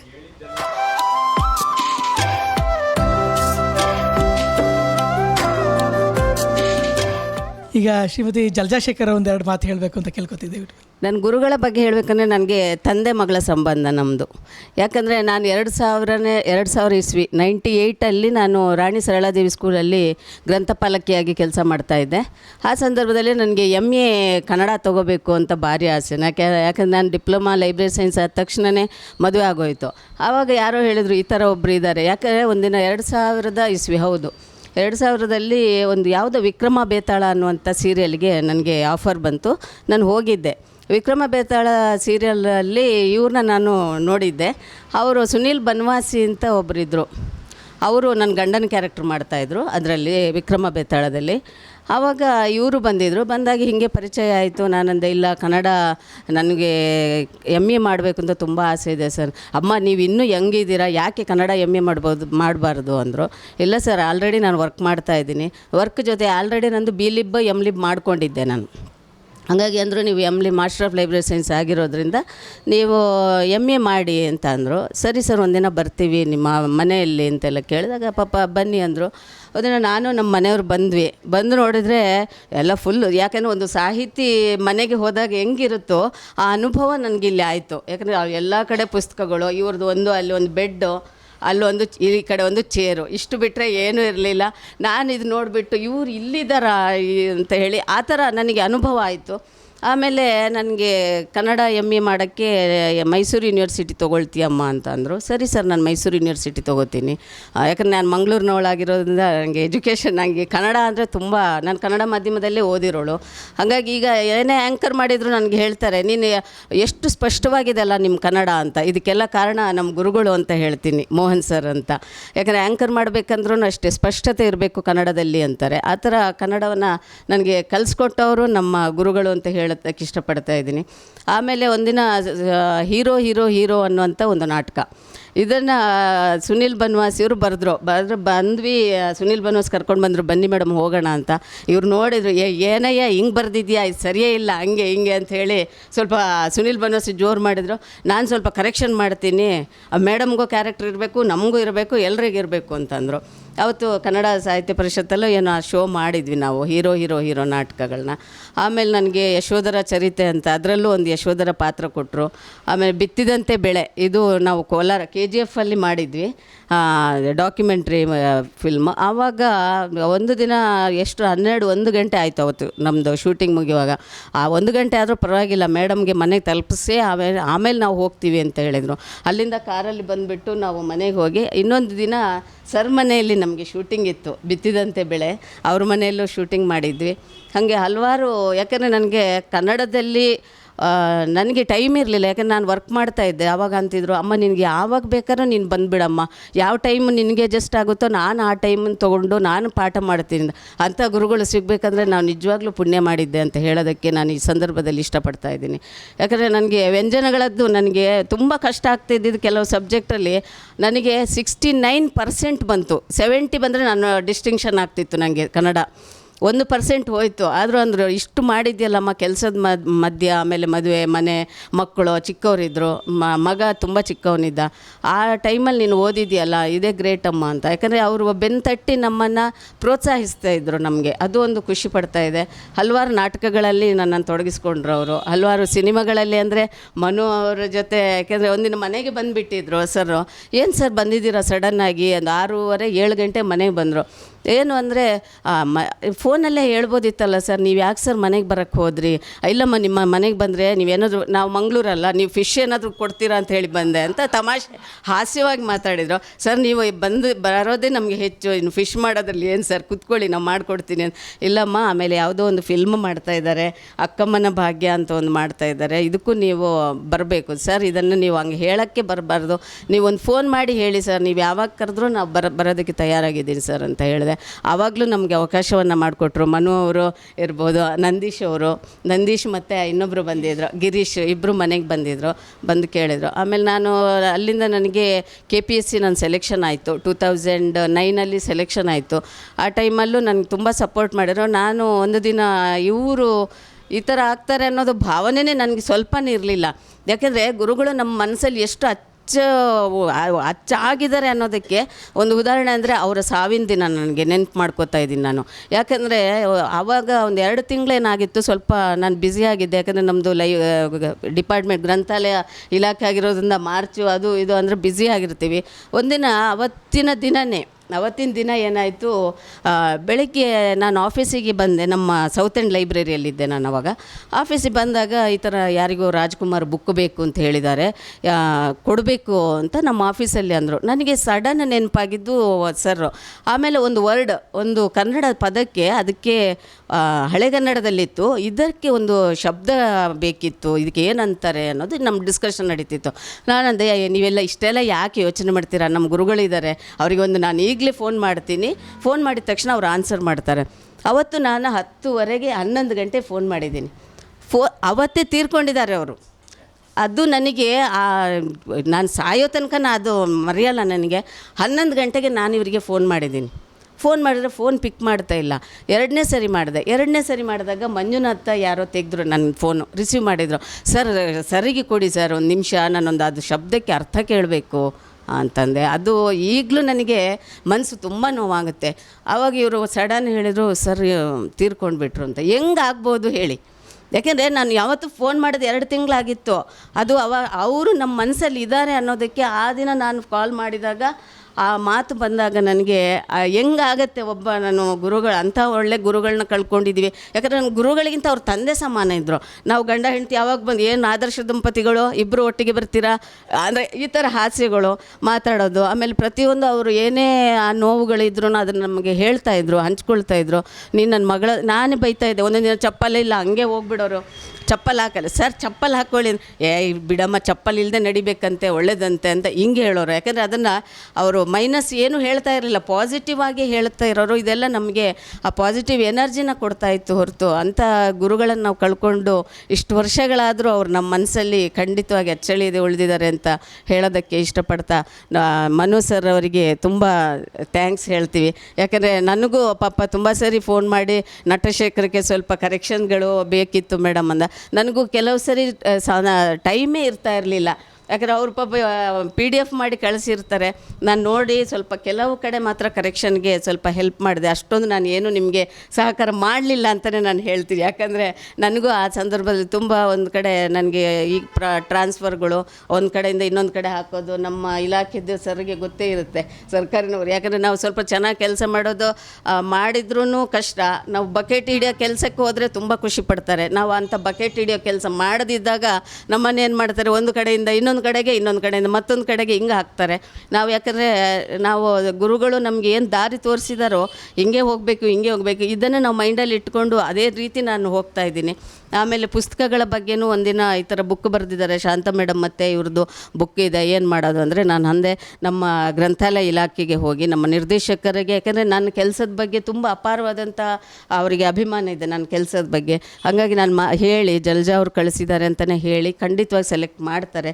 ಒಂದು ವೇಳೆ ನಿಮ್ಮದು ಬುಕ್ ಸೆಲೆಕ್ಷನ್ ಆಗಲಿಲ್ಲ ಅಂದರೂ ನನಗೆ ಇಮಿಡಿಯೇಟಾಗಿ ಹೇಳಿ, ನಾನು ಫೋನ್ ಮಾಡಿ ಹೇಳ್ತೀನಿ ಅಂತ ಹೇಳಿದೆ. ಹಾಗಾಗಿ ಅವ್ರ ಪಾಪ ಆ ಪ್ರಯತ್ನನೂ ಕೂಡ ಮಾಡಿದ್ದಾರೆ. ಮುಂದೇನು ಯಾರೇ ಪುಸ್ತಕ ಬರೆದ್ರೂ ನನಗೊಂದು ಮಾತು ಹೇಳಿ, ಈ ಥರ ಯಾಕಂದರೆ ನೀವು ಪುಸ್ತಕ ಬರೀರಿ, ಎಲ್ಲರೂ ಪುಸ್ತಕಗಳನ್ನ ಬರೀಲೇಬೇಕು. ಯಾಕಂದ್ರೆ ನನಗೆ ಗುರುಗಳು ಹೇಳ್ತಾಯಿದ್ರು, ಎಂಥ ಒಳ್ಳೆ ನಾಲೆಜ್ ಇದೆ ಅಮ್ಮ, ಪುಸ್ತಕ ಬರೀ ಅಂತ. ನಮಗೆ ಇವಾಗ ಲೈಬ್ರರಿಯಲ್ಲಿ ಅಂದರೆ ಪುಸ್ತಕಗಳ ಮಧ್ಯೆ ನಾನಿರೋದ್ರಿಂದ ಆ ಪುಸ್ತಕಗಳು ನೋಡಿ ನೋಡಿ ನೋಡಿ ನನಗೆ ನಾನು ರಿಟೈರ್ಡ್ ಆದಮೇಲೆ ಬರೀತೀನಿ ಅಂತ ಹೇಳಿದ್ದೀನಿ. ಯಾಕಂದ್ರೆ ನಮ್ಗೆ ಅದು ಪುಸ್ತಕಗಳದ್ದು ಬರೀ ಪೇಜ್ ಫಿಕ್ಸ್ ಮಾಡೋದು, ಫೈಲ್ ಪುಟಪ್ ಮಾಡೋದು, ಫೈಲ್ ಬರೆಯೋದು, ಬಂದವ್ರನ್ನ ಅಲ್ಲಿ ಕೂರಿಸೋದು, ಪಬ್ಲಿಷರ್ಗಳು ರಾಶಿ ಮಾರ್ಚ್ ಆಯಿತು ಅಂದರೆ ಎಲ್ಲ ಫುಲ್ಲು ಸುತ್ತುವರಿತಾ ಇರ್ತಾರೆ. ನಮ್ಮದು ಪೇಮೆಂಟ್ ಆಗಿಲ್ಲ, ಹಂಗಾಗಿಲ್ಲ ಹಿಂಗಾಗಿಲ್ಲ ಅಂತ. ನಾವು ಆ ಕೆಲಸದಲ್ಲಿ ಬ್ಯುಸಿಯಾಗಿದ್ದಾಗ ನಾವು ಪುಸ್ತಕ ಬರೆಯೋಕ್ಕಾಗೋದಿಲ್ಲ. ನೀವು ಒಂದೊಂದು ಪುಸ್ತಕಗಳನ್ನ ಕೊಡಿ ಅಂತ ಹೇಳಿ, ಈಗ ನಮ್ಮ ಮನೆಯಲ್ಲೂ ಪುಸ್ತಕ 2-3 ಟ್ರಂಕಲ್ಲಿ ತುಂಬಿಸಿಟ್ಟಿದ್ದೀನಿ. ನಾನು ರಿಟೈರ್ಡ್ ಆದಮೇಲೆ ಓದೋಣ ಅಂಥೇಳಿ ಎಲ್ಲ ಪುಸ್ತಕಗಳನ್ನು ತೊಗೊಳ್ತಾ ಇದ್ದೀವಿ. ಹಾಗಾಗಿ ಪುಸ್ತಕಗಳನ್ನು ನೀವೆಲ್ಲರೂ ಬರೀರಿ. ಒಂದು ವೇಳೆ ನಿಮ್ಮ ಪುಸ್ತಕಗಳು ಸೆಲೆಕ್ಷನ್ ಆಗಲಿಲ್ಲ ಅಂದರೆ ನಮ್ಮ ಡಾಕ್ಟರ್ ಸತೀಶ್ ಕುಮಾರ್ ಹೊಸಮನಿಯವರು ಹೇಳಿದ ತಕ್ಷಣ ಅವರು ಅದಕ್ಕೆ ಖಂಡಿತವಾಗಿ ಎನ್ಕರೇಜ್ ಮಾಡ್ತಾರೆ ನಮಗೆ. ಯಾಕೆಂದರೆ ನಾವು ಆ ಥರ ಸರ್ವಿಸಲ್ಲಿ ಒಳ್ಳೆ ರೀತಿ ಸರ್ವಿಸ್ ಕೊಡ್ತಾ ಇರೋದ್ರಿಂದ ಅವ್ರು ಗಮನಿಸಿದ್ದಾರೆ. ನೆಕ್ಸ್ಟ್ ನೀವೇನಾದರೂ ಪುಸ್ತಕಗಳು ನಾವು ಬೇರೆ ಕಡೆ ಎಲ್ಲರೂ ಪಬ್ಲಿಷ್ ಮಾಡೋದು ಅಥವಾ ಆ ದಿನ ಒಂದು ಕಾರ್ಯಕ್ರಮ ಮಾಡೋದಂದರೆ ಡಾಕ್ಟರ್ ಸತೀಶ್ ಕುಮಾರ್ ಹೊಸಮನಿಯವ್ರನ್ನೇ ಕರೆಯೋಣ. ಅವ್ರ ನಿರ್ದೇಶಕರ ಕೈಯಲ್ಲೇ ನಾವು ಇದು ಮಾಡಿದಾಗ ನಾಳೆ ಸ್ವಲ್ಪ ಆದರೂ ಪಬ್ಲಿಸಿಟಿ ಆಗುತ್ತೆ, ಎಲ್ಲ ಲೈಬ್ರರಿಗಳಿಗೆ ಹೋಗುತ್ತೆ, ಇಡೀ ಕರ್ನಾಟಕದಾದ್ಯಂತ ಎಲ್ಲ ಗ್ರಂಥಾಲಯಗಳಿಗೆ ಪುಸ್ತಕಗಳು ಹೋಗುತ್ತೆ. ಆವಾಗ ನಾವು ಬರೆದಿರೋದಕ್ಕೆ ಒಂದು ಸಾರ್ಥಕತೆ, ನಮ್ಮ ಗುರುಗಳಿಗೆ ನಾವು ಕೊಟ್ಟಂತಹ ಒಂದು ಚಿಕ್ಕ ಕಾಣಿಕೆಯಾಗಿ ಅದು ಎಲ್ಲ ಕಡೆ ಹೊರಹೊಮ್ಮಲಿ ಅಂತ ಈ ಸಂದರ್ಭದಲ್ಲಿ ಹೇಳ್ತಾ ನನ್ನೆರಡು ಮಾತುಗಳಿಗೆ ವಿರಾಮವನ್ನು ನೀಡ್ತಾ ಇದ್ದೀನಿ. ನಮಸ್ಕಾರ. ಮೋಹನ್ ಕುಮಾರ್ ಕದಂ ನನ್ನ 35 ವರ್ಷನ ಬಹಳ ಆತ್ಮೀಯ ಗೆಳೆಯ, ನನ್ನ ದೂರ ಸಂಬಂಧಿ ಕೂಡ ಹೌದು. 85ರ ನಂತರ ನಾನು ಈ ಕಡೆ ಆಸುಪಾಸಲ್ಲಿ ಕಲಾಕ್ಷೇತ್ರಕ್ಕೆ ಹೋಗ್ಬೇಕಾದ್ರೆ ಒಂದು ದಿವಸ ನನ್ನ ಮನೆ ಇಲ್ಲೇ ಇದೆ, ಬನ್ನಿ ಮೋಹನ್ ರಾವ್ ಅಂದರು. ಬಂದೆ, ಪುಸ್ತಕದ ರಾಶಿ ಎಲ್ಲ ಇತ್ತು. ನೀವು ಕತೆ ಬರೀತೀರಾ ಅಂದರೆ, ಸರ್ ನಾಟಕ ಬರೀತೀನಿ, ನಾಟಕಕ್ಕಿಂತ ಹೆಚ್ಚಾಗಿ ಬದುಕನ್ನು ಹೆಚ್ಚು ಸೂಕ್ಷ್ಮವಾಗಿ ಯಾಕಂದರೆ ಪ್ರತಿಯೊಂದು ಕೃತಿ ಅದು ಕಾವ್ಯ ಆಗಿರ್ಬೋದು, ನಾಟಕ ಆಗಿರ್ಬೋದು, ಸಂಗೀತ ಆಗಿರ್ಬೋದು, ಚಿಂತನೆಯಿಂದನೇ ಶುರು ಆಗುತ್ತಲ್ವ ಸರ್. ಅದರಿಂದ ನಾವೆಲ್ಲ ಯಾವ ಹೆಚ್ಚು ಓದ್ಕೊಂಡ್ಬಿಟ್ಟಿದ್ದೀವಿ, ತಿಳ್ಕೊಂಬಿಟ್ಟಿದ್ದೀವಿ ಅನ್ನೋ ಫೀಲಿಂಗು ನಮಗಿರಬಾರ್ದು. ಸೊ ಹೆಚ್ಚು ನಾವು ಬದುಕನ್ನು ಅವಲೋಕಿಸ್ಬೇಕು ಅಂತ ಹೇಳಿದೆ. ಚಪ್ಪಳೆ ತಟ್ಬಿಟ್ರು ನಂಗೆ ಮೋಹನ್ ಕುಮಾರ್. ಏನು ರೀ, ಒಬ್ಬ ಬರಹಗಾರನಿಗಿರಬೇಕಾದ ಒಂದು ದೊಡ್ಡ ಚಿಂತನೆ ನಿಮ್ಮಲ್ಲಿದೆ ಅಲ್ಲ, ಅದು ಎಲ್ಲರಿಗೂ ಇರುತ್ತೆ, ಅದೇನು ದೊಡ್ಡ ವಿಷಯ ಅಲ್ಲ. ಇವತ್ತು ನಟಶೇಖರ ಅನ್ನೋದು ಎವ್ರಿ ಸ್ಮಾಲ್ ಗೆಸ್ಚರ್, ಅವರ ಭಂಡಾರದಲ್ಲಿ ಇದೊಂದು ಸ್ಮಾಲ್ ಗೆಸ್ಚರ್. ನನಗೆ ಘನಶ್ಯಾಮ ಸುಂದರ ಅಂತ ಒಂದು ಕತೆ ಕೊಟ್ಟರು ಅವತ್ತು. ಎಷ್ಟು ಅದ್ಭುತವಾದ ಕತೆ ಅಂದರೆ, ಮಾರೇ ದಿವಸ ಬಂದೆ, ಎಲ್ಲ 3 ದಿವಸ ಆದಮೇಲೆ ಬಂದೆ ಅವ್ರನ್ನ ಭೇಟಿಯಾಗಿ. ಓದಿದ್ದೀರಾ ಅಂದು. ಹೀಗಿದೆ ಮೋಹನ್ರು ಸರ್, ಚೆನ್ನಾಗಿ ಬರೆದಿದ್ದೀರಾ, ವ್ಯಾಕರಣ ಚೆನ್ನಾಗಿದೆಯಾ, ಹೀಗಿದೆ ಅಂತ. ಸರ್ ನಾನು ಶತದಡ್ಡ ಕನ್ನಡದಲ್ಲಿ ಏನೋ ಒಂದು 4-5 ನಾಟಕ ಬರೆದಿದ್ದೀನಿ ಬಿಟ್ಟೆ, ಸ್ವತಂತ್ರ ಚಿಂತನೆ ಇಟ್ಕೊಂಡಿದ್ದೀನಿ, ಅದ್ರ ಬಗ್ಗೆ ನನಗೆ ಹೆಮ್ಮೆ ಇದೆ. ಬಟ್ ಒಳ್ಳೆ ಕತೆ ಬರೆದಿದ್ದೀರಾ, ಒಳ್ಳೆ ಸಿನಿಮಾ ಆಗುತ್ತಿದ್ದು ಘನಶ್ಯಾಮ ಸುಂದರ, ನಿಮ್ಗೆ ನೆನಪಿರ್ಬೋದು, ಅದು ತುಂಬ ಚೆನ್ನಾಗಿದೆ, ಚಿತ್ರ ಬರಿಬೋದು. ಆವಾಗ ಕತೆ ಹೇಳಿದ್ರು, ಅವ್ರನ್ನ ಸೀರಿಯಲ್ ಬಗ್ಗೆ ಎಲ್ಲ ಹೇಳಿದ್ರು, ಆಮೇಲೆ ನಿಮ್ಮ ಚಿತ್ರದ ಬಗ್ಗೆ ಹೇಳಿದ್ರು. ನನಗೆ ಭಾಳ ಖುಷಿ ಆಯಿತು. ಆಮೇಲೆ ಏನು ರೀ ಅವ್ರಿಗಿದ್ದಿದ್ದ ಜ್ಞಾನ, 7 ಲ್ಯಾಂಗ್ವೇಜು, ಕನ್ನಡ, ತೆಲುಗು, ತಮಿಳು. ಆಮೇಲೆ ಮಾತಾಡ್ತಾ ಹೀಗೆ ಭೇಟಿ ಆಗ್ತಾಯಿತ್ತು. ಆಮೇಲೆ ನನಗೆ ಕೈಲಾಸಂ ಬಗ್ಗೆ ಭಾಳ ಪರಿಣಾಮ ಬೀರಿದಂಥ ವ್ಯಕ್ತಿ. ಸರ್ ಅವ್ರ ಬಗ್ಗೆ ಒಂದು ಚಿತ್ರ ಮಾಡಬೇಕು ಅಂತಿದ್ದೀನಿ, ಅವರೇ ಕೈಲಾಸಂ ಅಂತ ನಾನು ಹೆಸರಿಟ್ಟಿದ್ದೀನಿ. ಅವ್ರದ್ದು ಕಲೆಕ್ಷನ್ ಎಲ್ಲ ತಂದಿದ್ದೀನಿ, ಮಾಡಬೇಕು ಅಂತಿದ್ದೀನಿ, ನಿಮ್ಮದೇನೋ ಸೆಷನ್ ಬೇಕು ಅಂತ ಜೋರಾಗಿ ನಕ್ಬಿಟ್ರು ಅವರು. ಮೋಹನ್ ರಾವ್, ನಾನು ಅದ್ರ ಮೇಲೆ PhD ಮಾಡಿ ಡಾಕ್ಟ್ರೇಟ್ ತೊಗೊಂಡಿದ್ದೀನಿ ರೀ ಅಂದರು. ಪುಸ್ತಕ ತಂದು ನನ್ನ ಮೇಲೆ 500-600 ಪೇಜಸ್ಸು. ನಾನು ಶಾಕ್ ಆಗಿಬಿಟ್ಟೆ. ಆಮೇಲೆ ಒಂದೊಂದೇ ನಾಟಕದ್ದು ಅವ್ರದ್ದು ಸಂಭಾಷಣೆ ಇದೆಯಲ್ಲ ಕೈಲಾಸಂದು, ಹೆಂಗೆ ಮಾತಾಡಿದ್ರು ಅಂದರೆ ಅವತ್ತು ಡಿಸೈಡ್ ಮಾಡಿದೆ, ಸಂಭಾಷಣೆ ನೀವೇ ಬರೀಬೇಕು ಸರ್, ಇದು ಅದ್ಭುತವಾದ ಸಿನಿಮಾ ಆಗುತ್ತೆ, ಒಂದು 2-2.5 ಕೋಟಿ ಬೇಕು. ನಮ್ಮ ಫ್ರೆಂಡ್ ಇರೋನು 1 ಕೋಟಿ ಹಾಕ್ತೀನಿ, ಅವನು ಈಸ್ ಇನ್ ಅಮೇರಿಕಾ, ಇನ್ನೂ ಪೈಪ್ಲೈನಲ್ಲೇ ಇದೆ, I don't know when it is going to grow. ಅವಾಗ ಹೇಳಿದೆ ಹೆಂಗೆ ಶುರು ಮಾಡ್ತೀವಿ, ಈ ಕಥೆನ ಹೇಗೆ ಮಾಡ್ತೀನಿ ಅಂತ ಅವ್ರು ಹೇಳಿದಾಗ ಭಾಳ ಖುಷಿಯಾಗ್ಬಿಟ್ರು. ಏನು ರೀ ಇದು, ತಾವರೆ ಕೈಲಾಸಂ ಅಂದರೆ ಇಡೀ ಕನ್ನಡದ ಸಾಹಿತ್ಯ ಕ್ಷೇತ್ರದಲ್ಲಿ ಕೈಲಾಸಂ ಒಂದು ತಾವರೆ ಹೂವಿದ್ದಾಗೆ. ಅವ್ರಿಗೆ ಸಿಗಬೇಕಾದಂಥ ಗೌರವ ಸಿಗಲಿಲ್ಲ, ಐಡೆಂಟಿಫಿಕೇಷನ್ ಸಿಗಲಿಲ್ಲ. ಇವನು ಮೋಹನ್ ಕುಮಾರ್ ಕೂಡ ಅದೇ ರೀತಿ ಆಯಿತು. ಎಷ್ಟು ಅವರಲ್ಲಿ ಕಲೆಕ್ಷನ್ ಇತ್ತು, ಎಷ್ಟು ಸರಳ ವ್ಯಕ್ತಿ ಅಂದರೆ ನಮ್ಗೆ ಹೆಂಗೆ ಹೇಳ್ತಾಯಿದ್ರು ಅಂದರೆ, ಇದು ಸಂಭಾಷಣೆ ಸರಿ ಇದೆಯಾ ಮೋಹನ್ರ, ನಿಮ್ಗೆ ಹೇಗೆ ಅನಿಸುತ್ತೆ ಅಂದರು. ಸರ್ ನೀವು ದೊಡ್ಡನ ಹತ್ರ ಬಂದು ನೀವು ಹೇಗಿದೆ ಅಂತ ಕೇಳ್ತಿದ್ದೀರಲ್ಲ, ನೀವು ನನಗಿನ್ನ ಹೆಚ್ಚು ಸಾಧನೆ ಮಾಡಿದ್ದೀರ, ನಿಮ್ಮ ಬಗ್ಗೆ ಹಂಗೆ ಹೇಳ್ಬೇಡಿ, ನೀವು ಹಾಗೆ ಯಾವತ್ತೂ ಅಂದ್ಕೋಬೇಡಿ. ನಿಮ್ಗೆ ಯಾಕೆ ಹೇಳ್ತೀನಿ ಅಂದರೆ ಸ್ವತಂತ್ರವಾಗಿ ಯೋಚನೆ ಮಾಡ್ತೀರಾ ನೀವು you are not influenced by some other Bhyrappa ಇಂಥದ್ರ ಬಗ್ಗೆ ನೀವೇ ಸ್ವತಂತ್ರವಾಗಿ ಯೋಚನೆ ಮಾಡೋರು. ಹಾಗೆ ನಿಮ್ಮ ಬಗ್ಗೆ ಇಂಪಾರ್ಷಿಯಲ್ ಒಪಿನಿಯನ್ ಬರುತ್ತೆ. ಆ ಕಾದಂಬರಿಲಿ ಅವ್ನು ಹಂಗೆ ಬರೆದಿದ್ದಾನೆ, ನೀವು ಹಿಂಗೆ ಬರೀರಿ ಅಂತ ಹೇಳಲ್ಲ, ನೀವು ಫ್ರ್ಯಾಂಕ್ ಒಪಿನಿಯನ್ ಕೊಡ್ತಾರೆ. ಅದಕ್ಕೆ ನಿಮ್ಗೆ ಕೇಳ್ತಾ ಇದ್ದೀನಿ ಎಂದು. ಅವಾಗ ನೋಡಿ ಅವ್ರದ್ದು ಎಷ್ಟು ಚುರುಕು ಬುದ್ಧಿ, ಅವರು ಎಷ್ಟು ಸರಳ ವ್ಯಕ್ತಿ ಅಂದರೆ, ನಾನು ನಿಜವಾಗ್ಲೂ ಇವತ್ತು ಅವ್ರು ಸತ್ತೋಗಿದ್ರೆ ಅಂತ ನನಗೆ ಅನಿಸ್ಲಿಲ್ಲ. ಅವರ ಆತ್ಮಚೇತನ ಇನ್ನೂ ನಮಗೆ ಮಾರ್ಗದರ್ಶನವಾಗಿದೆ ಅಂತ ಅನಿಸುತ್ತೆ. ಯಾಕಂದರೆ ನಾನು ಇಂಡಿಯನ್ ಫಿಲಾಸಫಲ್ಲಿ ನಂಬಿಕೆ ಇಟ್ಕೊಂಡಿರೋನು ಮತ್ತು ಪ್ರಾಕ್ಟೀಸ್ ಮಾಡ್ತೀವಿ, ರಾಮರಾವ್ ಗೊತ್ತು. ಅವರ ಆತ್ಮ ಇವಾಗೂ ಇದೆ, ಅವ್ರ ದೇಹ ಮಾತ್ರ ಬಿಟ್ಟೋಗಿದ್ದಾರೆ. ಅವರ ಸಂಸ್ಕೃತಿ, ಅವ್ರ ವಿಚಾರ ಬೇರೆಗಳು, ಆಮೇಲೆ ಏನು ಬೇಕು ಜೀವನಕ್ಕೆ, ಬದುಕು ದೊಡ್ಡದು, ನಾವೆಲ್ಲ ಚಿಕ್ಕವರೇ. ಅವನು ಎಂಥ ಶೇಕ್ಸ್ಪಿಯರ್ ಇರಲಿ, ಎಂಥ ದೊಡ್ಡ ಅಮಿತಾಬ್ ಬಚ್ಚನ್ ಇರಲಿ, ಅವ್ನು ಎಷ್ಟು ದಿವಸ ಬದುಕ್ತಾನೆ ರೀ? 100 ದಿವಸ ಅಷ್ಟೇ. ಇವತ್ತು ಕಾಳಿದಾಸರು ಯಾರನ್ನು ನೆನೆಸ್ಕೋತೀರಾ? ವಿಲಿಯಂ ಶೇಕ್ಸ್ಪಿಯರ್, ಎಷ್ಟು ಜನ ಇದ್ದಾರೆ ಅದ್ಭುತ ಕಲಾವಿದರು, ನಮಗೆ ಗೊತ್ತೇ ಇಲ್ಲ, ನೋಡಿಲ್ಲ ನಾವು. ಇವಾಗಿರೋದು ಮಾತ್ರ ನೋಡಿ ನಾವು ಬೆಂತಟ್ಕೋತಾ ಇದ್ದೀವಿ. ಆ ಪರಿಜ್ಞಾನ ಮೋಹನ್ ಕುಮಾರಲ್ಲಿತ್ತು. ಅಂಥ ದೊಡ್ಡ ಕಲಾವಿದ ಮೋಹನ್ ರಾವ್. ನಿಜವಾಗ್ಲೂ ಇವತ್ತು ನನಗೆ ಯಾಕೆ ಅದನ್ನು ಭಾಳ, ನಾನು ಇವತ್ತು ಮೋಹನ್ ಕುಮಾರನ್ನು ತುಂಬ ಅವಾಗವಾಗ ಮೊನ್ನೆ ಕೂಡ ಜ್ಞಾಪಕ ಮಾಡ್ಕೊಂಡೆ, ನೀವು ಫೋನ್ ಮಾಡೋಕ್ಕಿಂತ ಮುಂಚೆ. ನೆಕ್ಸ್ಟ್ ಡೇ ನಿಮ್ಮದು ಮೆಸೇಜು, ಇವತ್ತು ಹೋಗಲೇಬೇಕು ನಾನು. ಈ ನಟಶೇಖರ್ ಇದೆಲ್ಲ ಭಾಳ ಚಿಕ್ಕ ಅವ್ರ ಗ್ರೇಸ್ ಇದು ಅಷ್ಟೇ. ಅವರು ಭಾಳ ದೊಡ್ಡ ಕೊಡುಗೆ ಆಗಿದ್ದರು ಕನ್ನಡ ಸಾಹಿತ್ಯಕ್ಕೆ. ಅವ್ರು ಎಲ್ಲೂ ಕೂಡ ಲಾಬಿ ಮಾಡಲಿಲ್ಲ ಪ್ರಶಸ್ತಿಗಾಗಲಿ. ಇಲ್ಲಿ ಹೋದರೆ ಒಂದು 10-15 ಪ್ರಶಸ್ತಿ ಬರಬೇಕಾಗಿತ್ತು ಅವ್ರಿಗೆ. ಬೇರೆಯವ್ರು ಯಾರಾಗಿದ್ದರು ಎಷ್ಟೇನು ಕ್ಯಾಶ್ ಮಾಡ್ಕೊಂಡಿರೋರೇನೋ. ಕೊನೆಗೆ ಯಾವುದೋ ಒಂದು ಅಕ್ಕಮವಾಗಿ ಅವರು ನಂದೀಶ್ವರ್ ಒಂದು ಸರಿ ಬಂದಿದ್ದರು. ಮೋಹನ್ ರಾವ್, ನೀನು ನಮ್ಗೆ ಹೆಲ್ಪ್ ಬೇಕು, ಪಾಪ ಇವರು ಹೊಸಬರು, ನೀವು ಹೆಲ್ಪ್ ಮಾಡಬೇಕು ಅಂತ. ಈ ಹೊಸಬರು ಅಂತೀರಿ, ಏನು ಹೆಲ್ಪ್ ಮಾಡೋದು, ನಮ್ಗಿನ್ನ ಕಮ್ಮಿ ಇದ್ದರೆ ನಮ್ಮಿಂದ ಕಲಿಯೋರ ಹತ್ರ ಇಂಟ್ರೊಡ್ಯೂಸ್ ಮಾಡಿ. ಇಲ್ಲ ಅವ್ರು ತುಂಬ ಉತ್ಸಾಹ ಇದೆ, ನಾನು ಸಂಭಾಷಣೆ ಬರಿತಾ ಇದ್ದೀನಿ, ನೀವೇನಾದ್ರು ಮಾಡೋಕ್ಕಿದ್ರೆ ಮಾಡಿ. ಆಯ್ತು ಸರ್ ಮಾಡ್ತೀನಿ ಅಂದೆ. ಆಮೇಲೆ ಒಂದು ಪಾತ್ರ ಹೇಳಿದ್ರು, ಇದು ಇವ್ರ ಕೈಲಿ ಮಾಡೋಕ್ಕಾಗುತ್ತಾ? ಆಗಲ್ಲ ಅಂದರು ಮೋಹನ್ ಕುಮಾರ್. ಇಲ್ಲ ಆಗುತ್ತೆ ಅಂತ ಇವರು ನಂದೀಶ್ವರು. ಸರ್ ಯಾವ ಪಾತ್ರ ಕೊಟ್ಟರು ಮಾಡ್ತೀವಿ ಸರ್, ನನಗೇನು ಯೋಚನೆ ಇಲ್ಲ. ನಮಗೆ ಭಾಳ ಆಸೆ ಇತ್ತು ಅವ್ರು ಆ ಸಿನಿಮಾ ನೋಡಬೇಕು ಅಂತ. ಅಷ್ಟರಲ್ಲಿ 2 ದಿವಸದ ಮುಂಚೆ ನಾನು ಫೋನ್ ಮಾಡಿದ್ದೀನಿ ಅವ್ರಿಗೆ, ಸರ್ ಬೆಳಗ್ಗೆ ಸಿಗ್ತಾರೆ. ಇಲ್ಲಿ ಬಂದಾಗಲೆಲ್ಲ ನನಗೆ, ನಾನು 12:45, 1:00 ಬರ್ತಿದ್ದೆ. ಅವಾಗ ತಾನೇ ಅವ್ರು ಊಟಕ್ಕೆ ಹೋಗೋದು ತಪ್ಪಿಸಿ ನನ್ನ ರೆಸ್ಟೋರೆಂಟಿಗೆ ಕರ್ಕೊಂಡು ಹೋಗೋರು. ಹೋಗಿ ತಿಂಡಿ ತಿನ್ನಿಸ್ಬಿಟ್ಟೆ ನಮಗೆ ಕಳಿಸೋರು. ಹಂಗೆ ಯಾವತ್ತೂ ಹಾಗೆ ಕಳಿಸ್ತಾ ಇರಲಿಲ್ಲ. ಊಟ ಮಾಡಿ ನೀವು. ಆಮೇಲೆ ಯಾರೋ ಒಂದು ಫೋನ್ ಬರೋದು, ಫೋನು ರಿಸೀವ್ ಮಾಡ್ಕೊಳ್ಳೋರು. ಭಾಳ ಎಂಥ ಅಂತಃಕರಣ ಇತ್ತು ಅಂದರೆ, ಒಬ್ಬ ಮಾದರಿಯಾಗಿದ್ದರೆ ಒಬ್ಬ ಕಲಾವಿದ ಅಂದರೆ ಹೀಗಿರಬೇಕು. ಅವ್ರು ನೋಡಿದ್ರೆ ಯಾರಿಗೂ ಅನ್ನಿಸ್ತಾ ಇರಲಿಲ್ಲ ಅವ್ರು ಇಂಥ ಭಂಡಾರ ಇದೆ ಅಂತ. ನಿಜವಾಗ್ಲೂ ಎಕ್ಸ್ಟ್ರಾರ್ಡ್ನರಿ ಮ್ಯಾನ್. ರಿಯಲಿ ನನಗೆ I miss him A lot. But ಅವ್ರಿಗೆ ನೀವು ಒಂದು ಒಳ್ಳೆ ಗುರುತಿಗಾಗಿ ಅವ್ರ ಕೆಲಸ ನೀವು ಮುಂದುವರಿಸಿದ್ದೀರ ನಿಮ್ಗೆ ನಿಜವಾಗ್ಲೂ ಅಭಿನಂದನೆಗಳು ಸಲ್ಲಿಸ್ಬೇಕು. ನನಗೆ ನಿಜವಾಗ್ಲೂ ಇವತ್ತು ಗಿಲ್ಟಿ ಆಗುತ್ತೆ. ನಾವು ಸ್ವಲ್ಪ ಇನಿಷಿಯೇಟಿವ್ ತೊಗೊಂಡು ಏನೋ ಒಂದು ಹಾಲ್ ಏನೋ ಬುಕ್ ಮಾಡ್ಬೋದಾಗಿತ್ತೇನೋ. ರಾಮರಾವ್ ಕಾಂಟ್ಯಾಕ್ಟ್ ಮಾಡಿದರೆ ಅವರು ಮೋಹನ್ ರಾವ್ ಏನು ಹೇಳೋರು. ನಮ್ಮದು ಒಂದು ಸ್ವಲ್ಪ ಲ್ಯಾಬ್ಸ್ ಇದೆ ಅಂತ ಅನಿಸ್ತು, ನಂಗೆ ಸಿನ್ಸಿಯರಾಗಿ ಅನ್ನಿಸ್ತು. ನೆಕ್ಸ್ಟ್ ಯಾವುದಾರ ಪ್ರೋಗ್ರಾಮ್ ಇದ್ದರೆ ಖಂಡಿತ ನಾವು ರಾಮರವರ ಸೇರಿಕೊಂಡು ಮಾಡೋಣ, ಚೆನ್ನಾಗಿ ಮಾಡೋಣ. ಅವರು ನಮ್ಮ ಜೊತೆಗೆ ಇದ್ದಾರೆ. ಅವರ ಸ್ಪಿರಿಟನ್ನು ನಾವು ಮುಂದುವರ್ಸೋಣ. ಅವರು ಅಮರರಾಗಿದ್ದಾರೆ, ಅವರು ಇವತ್ತು ಗೈಡ್ ಮಾಡ್ತಾ ಇದ್ದಾರೆ. ನಮ್ಗೆ ನಿಜವಾಗ್ಲೂ ಮೋಹನ್ ಕುಮಾರ್ ಎಸ್ ಅವ್ರ ದೇಹ ಮಾತ್ರ ಇಲ್ಲ, ಅವ್ರ ಚಿಂತನೆಗಳು, ಅವ್ರ ಬೇರುಗಳು ನೀವೆಲ್ಲ ನಿಂತು ಮಾತಾಡಿದಾಗಲೇ ನಂಗೆ ಅನ್ನಿಸ್ತು, ನೋಡಿ ಒಬ್ಬ ವ್ಯಕ್ತಿ ಎಂಥದನ್ನು ಬಿಟ್ಟು ಹೋಗ್ತಾನೆ, ಆಮೇಲೆ ಹೇಗೆ ಉಳಿಸ್ಕೊಂಡಿದ್ದಾನೆ, ಅವ್ನು ಜೀವಂತವಾಗಿ ಇವಾಗೂ ಕೂಡ ಇದ್ದಾರೆ. ಈ ಕಾರ್ಯಕ್ರಮ ಮಾಡಿದ್ದಕ್ಕೆ ಮನು ಅವರಿಗೆ ಅಭಿನಂದನೆಗಳು. ರಾಮರಾವ್, ನಮ್ಮ ಇಬ್ಬರು ಮಹಾನಿಷ್ಯ ಹಿರಿಯ ಮಹೇಶ್ವರು ಬಂದಿದ್ದಾರೆ, ಅವರು ತುಂಬ ಚೆನ್ನಾಗಿ ಮಾತಾಡಿದ್ರು. ಅವ್ರು ಹೇಳಿದ್ರು ಇಲ್ಲಿ ಎಲ್ಲವೂ ನಿಜ, ಎಷ್ಟೋ ವಿಷಯಗಳಿದೆ ಅವರೆಲ್ಲ ಡಿಸ್ಕಸ್ ಮಾಡಿದ್ದಾರೆ. ಕೆಲವೊಂದು ನಾನು ಡಿಸ್ಕಸ್ ಮಾಡೋಕ್ಕೆ ಅವರಿಂದ ಪರ್ಮಿಷನ್ ಇಲ್ಲ, ಮಾಡಬಾರ್ದು, ನೀವು ಪಬ್ಲಿಕ್ಕಾಗಿ ಡಿಸ್ಕಸ್ ಮಾಡಬಾರ್ದು, ನನ್ನ ಪರ್ಸನಲ್ ವಿಷಯ ಅಂತ ಹೇಳಿದ್ದಾರೆ. ಅಂಥ ದೊಡ್ಡ ವ್ಯಕ್ತಿ. ಚಿಕ್ಕ ಸಣ್ಣ ವಿಷಯಗಳು ಕೂಡ ಹೇಳೋರು. ಅವರು ಎಷ್ಟು ಮಗು ಥರ ಇದ್ದರು ಅಂದರೆ, hats off to him. Really ನಾನು ಇವತ್ತು ಕೂಡ ಫಾಲೋ ಮಾಡಿದ್ರೆ ಮೋಹನ್ ಕುಮಾರ್ ಥರ ಇರಬೇಕು, ಅವ ಥರ ನಡೀಬೇಕು ಅಂತ ಅನಿಸುತ್ತೆ, ಅಂಥ ವ್ಯಕ್ತಿ. ಸೊ ನನ್ನನ್ನು ಈ ಸಂದರ್ಭಕ್ಕೆ ಕರೆದು 2 ಮಾತಾಡೋದಕ್ಕೆ ಅವಕಾಶ ಮನು ಅವರಿಗೆ ನಾನು ಅಭಿನಂದನೆಗಳನ್ನು ಸಲ್ಲಿಸ್ತೇನೆ. ಈ ಕಾರ್ಯವನ್ನು ಮುಂದುವರಿಸ್ಕೊಂಡೋಗಿ ನಾವೆಲ್ಲರೂ ಸರಿ ಏನು ಸಾಧ್ಯವೋ ಮೇಷ್ಟ್ರ ಅವ್ರ ಮಾರ್ಗದರ್ಶನದಲ್ಲಿ ಮಾಡೋಣ ಅಂತ ನನ್ನ 2 ಮಾತುಗಳನ್ನು ಮುಗಿಸ್ತೇನೆ. ಪರಮ ಶಿಷ್ಯ ಮಂಜುನಾಥ್ ಅವರು 2 ಮಾತಾಡಬೇಕು ಅಂತ ಕೇಳ್ತದೆ. ಎಲ್ರಿಗೂ ನಮಸ್ಕಾರ. ಎಲ್ಲಿಂದ ಪ್ರಾರಂಭ ಮಾಡಬೇಕು ಅಥವಾ ಎಲ್ಲಿ ಮುಗಿಸ್ಬೇಕು ಅನ್ನೋದು ನನಗೆ ಅರ್ಥ ಆಗ್ತಿಲ್ಲ ಗುರುಗಳ ಬಗ್ಗೆ. ಬಹುಶಃ 95-96ರಲ್ಲಿ ಇವರು ಪರಿಚಯ ಆಯಿತು. ಆ ಪರಿಚಯ ಅವರ ಕೊನೆಯ ದಿನಗಳವರೆಗೂ, ಕೊನೆಯ ದಿವಸದವರೆಗೂ ನಮ್ಮ ಸಂಬಂಧ ಹಾಗೆ ಇತ್ತು. ಪ್ರಾರಂಭದಲ್ಲಿ ಇವರು ನನಗೆ ಗುರುಗಳಾಗಿದ್ದರು.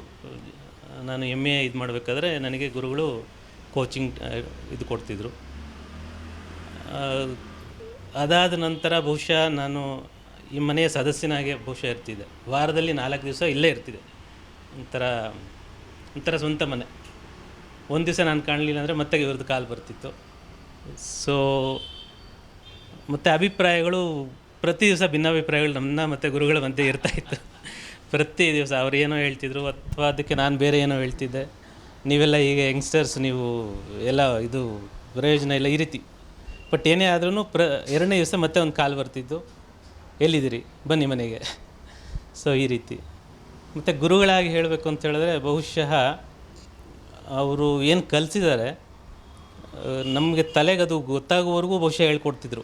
ಬಹುಶಃ ವಿಭಕ್ತಿ ಪ್ರತ್ಯಯಗಳು ಅಮ್ಕೆ ಅತ್ತ ದೋಳ್, ಇದು ಯಾರಿಗೆ ನೆನಪಿರುತ್ತೆ ಸರ್? ಸೊ ಗುರುಗಳು ಒಟ್ಟು ಆ ರೀತಿ ಒಂದು ರೀತಿ ಅದು ತಲೆಯಲ್ಲಿ ಕೂರಬೇಕದು. ಅದು ವಿತ್ ಪ್ರಾಕ್ಟೀಸ್ ಮತ್ತು ಆಂಗಿಕವಾಗಿ ಅಭಿನಯ ಮಾಡಿ ತೋರಿಸೋದಿರ್ಬೋದು, ಆ ರೀತಿ ಮಾಡಿ. ಬಟ್ ಅದು ಯಾವುದೇ ವಿಚಾರ ಆಗ್ಬೋದು, ಮಂದಟ್ಟಾಗಬೇಕು, ಆ ರೀತಿ ಹೇಳ್ಕೊಡ್ತಿದ್ರು ಗುರುಗಳಾಗಿ. ಗುರುಗಳ ನಂತರ ಅಂತೇಳಿದ್ರೆ ಒಂದು ರೀತಿ ಒಳ್ಳೆ ಸ್ನೇಹಿತರಾದರು.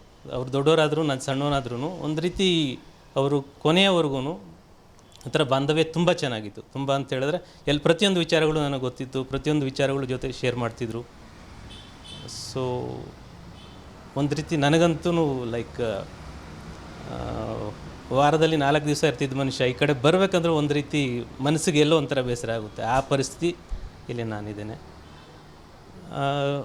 ಕಲ್ಯಾಣ್ ಕುಮಾರ್ ಅವ್ರ ಬಗ್ಗೆ ಪುಸ್ತಕ ಮಾಡಬೇಕು ಅಂತ ಅವರ 11ನೇ ದಿವಸದ ಕಾರ್ಯಕ್ರಮ ಏನು ನಡೀತು, ಆ ಟೈಮಲ್ಲಿ ಇಲ್ಲಿ ನಮ್ಮ ವಿಶ್ವಾಮಿತ್ರ ಅವರು ಅದಕ್ಕೆ ಪ್ಲ್ಯಾನ್ ಮಾಡಿದವರು, ಅವತ್ತು ಏನಾದರೂ ಮಾಡೋಣ ನಾವು ಅಂತ ಹೇಳಿ.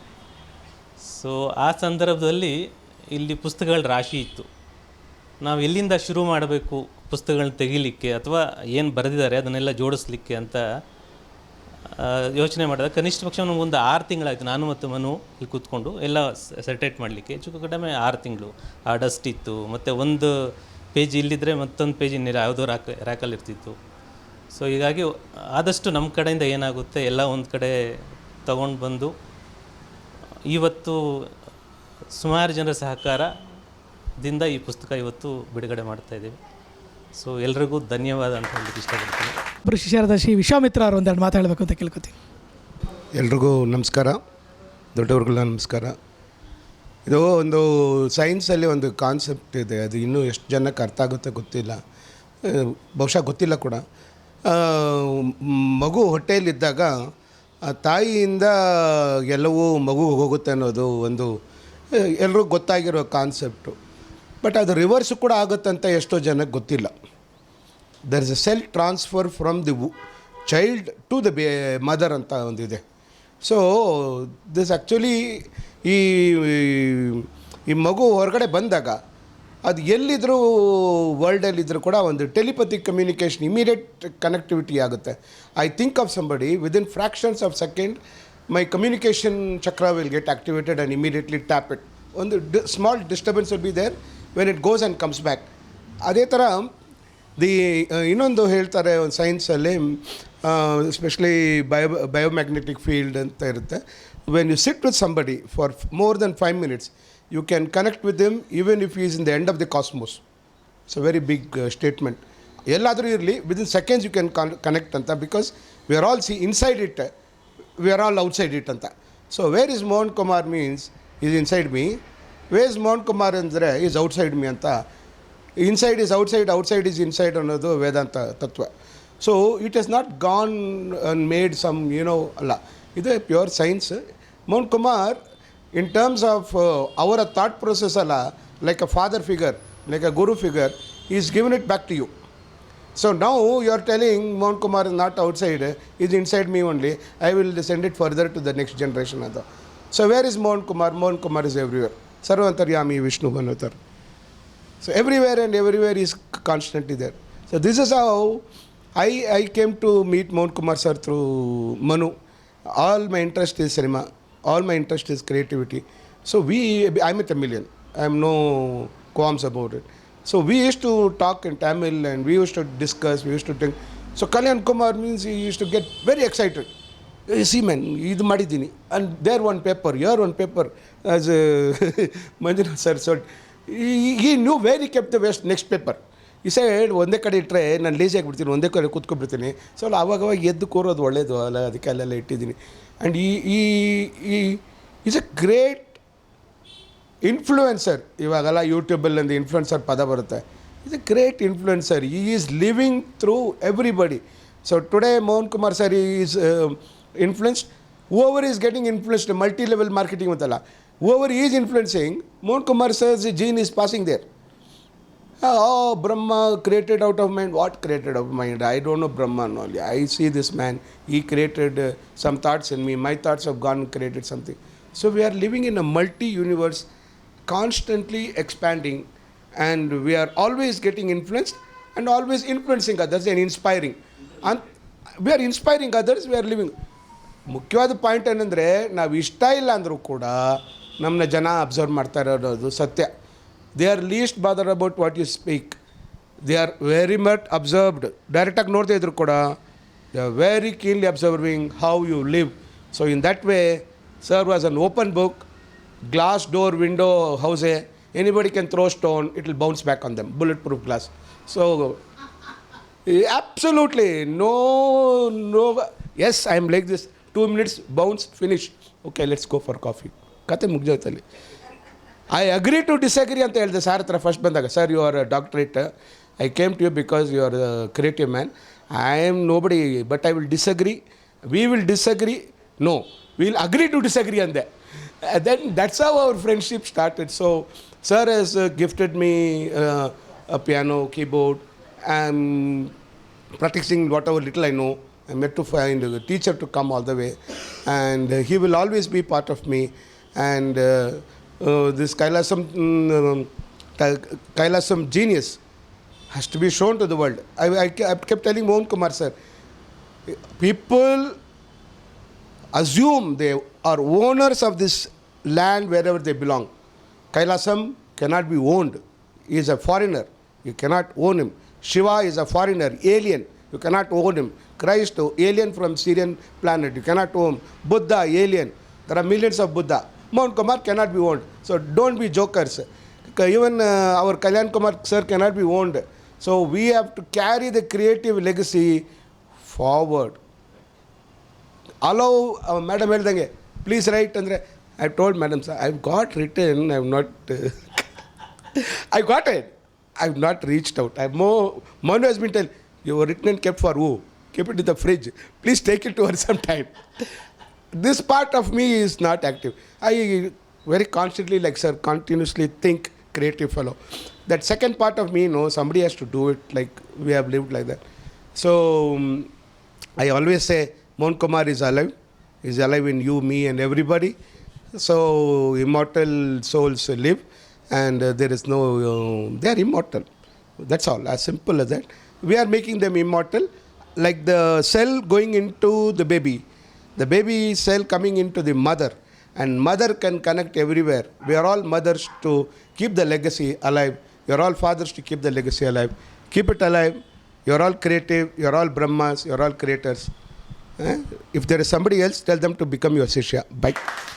ಅವೆಲ್ಲ ಒಂದು ಫ್ಯಾಮಿಲಿಯ ಒಂದು ಭಾಗ. ಈ ಒಂದು ಗುರು ಶಿಷ್ಯ ಸಂಬಂಧಗಳ ಒಂದು ಏನು ಒಂದು ಇದೆಯಲ್ಲ, ಆ ಒಂದು ಬಾಂಧವ್ಯ ನೆಲೆಯಲ್ಲಿ ನಾವು ಇದೊಂದು ಸಣ್ಣದೊಂದು ಭೇಟಿಯಾಗಿದ್ದೀವಿ. ಎಲ್ಲರೂ ಮತ್ತೊಮ್ಮೆ ಇದೇ ಜಾಗದಲ್ಲಿ ಮತ್ತೊಮ್ಮೆ ಸರ್ ಜೊತೆ ಪ್ರತಿ ಸಲ ಇಲ್ಲೇ ಭೇಟಿ ಆಗ್ತಾಯಿದ್ವಿ. ಆ ಒಂದು ಇದೊಂದು ಕಾರ್ಯಕ್ರಮದ ಮುಖಾಂತರ ಅಟ್ಲೀಸ್ಟ್ ಮತ್ತೆ ಎಲ್ಲ ಸೇರಿದ್ದೀವಿ.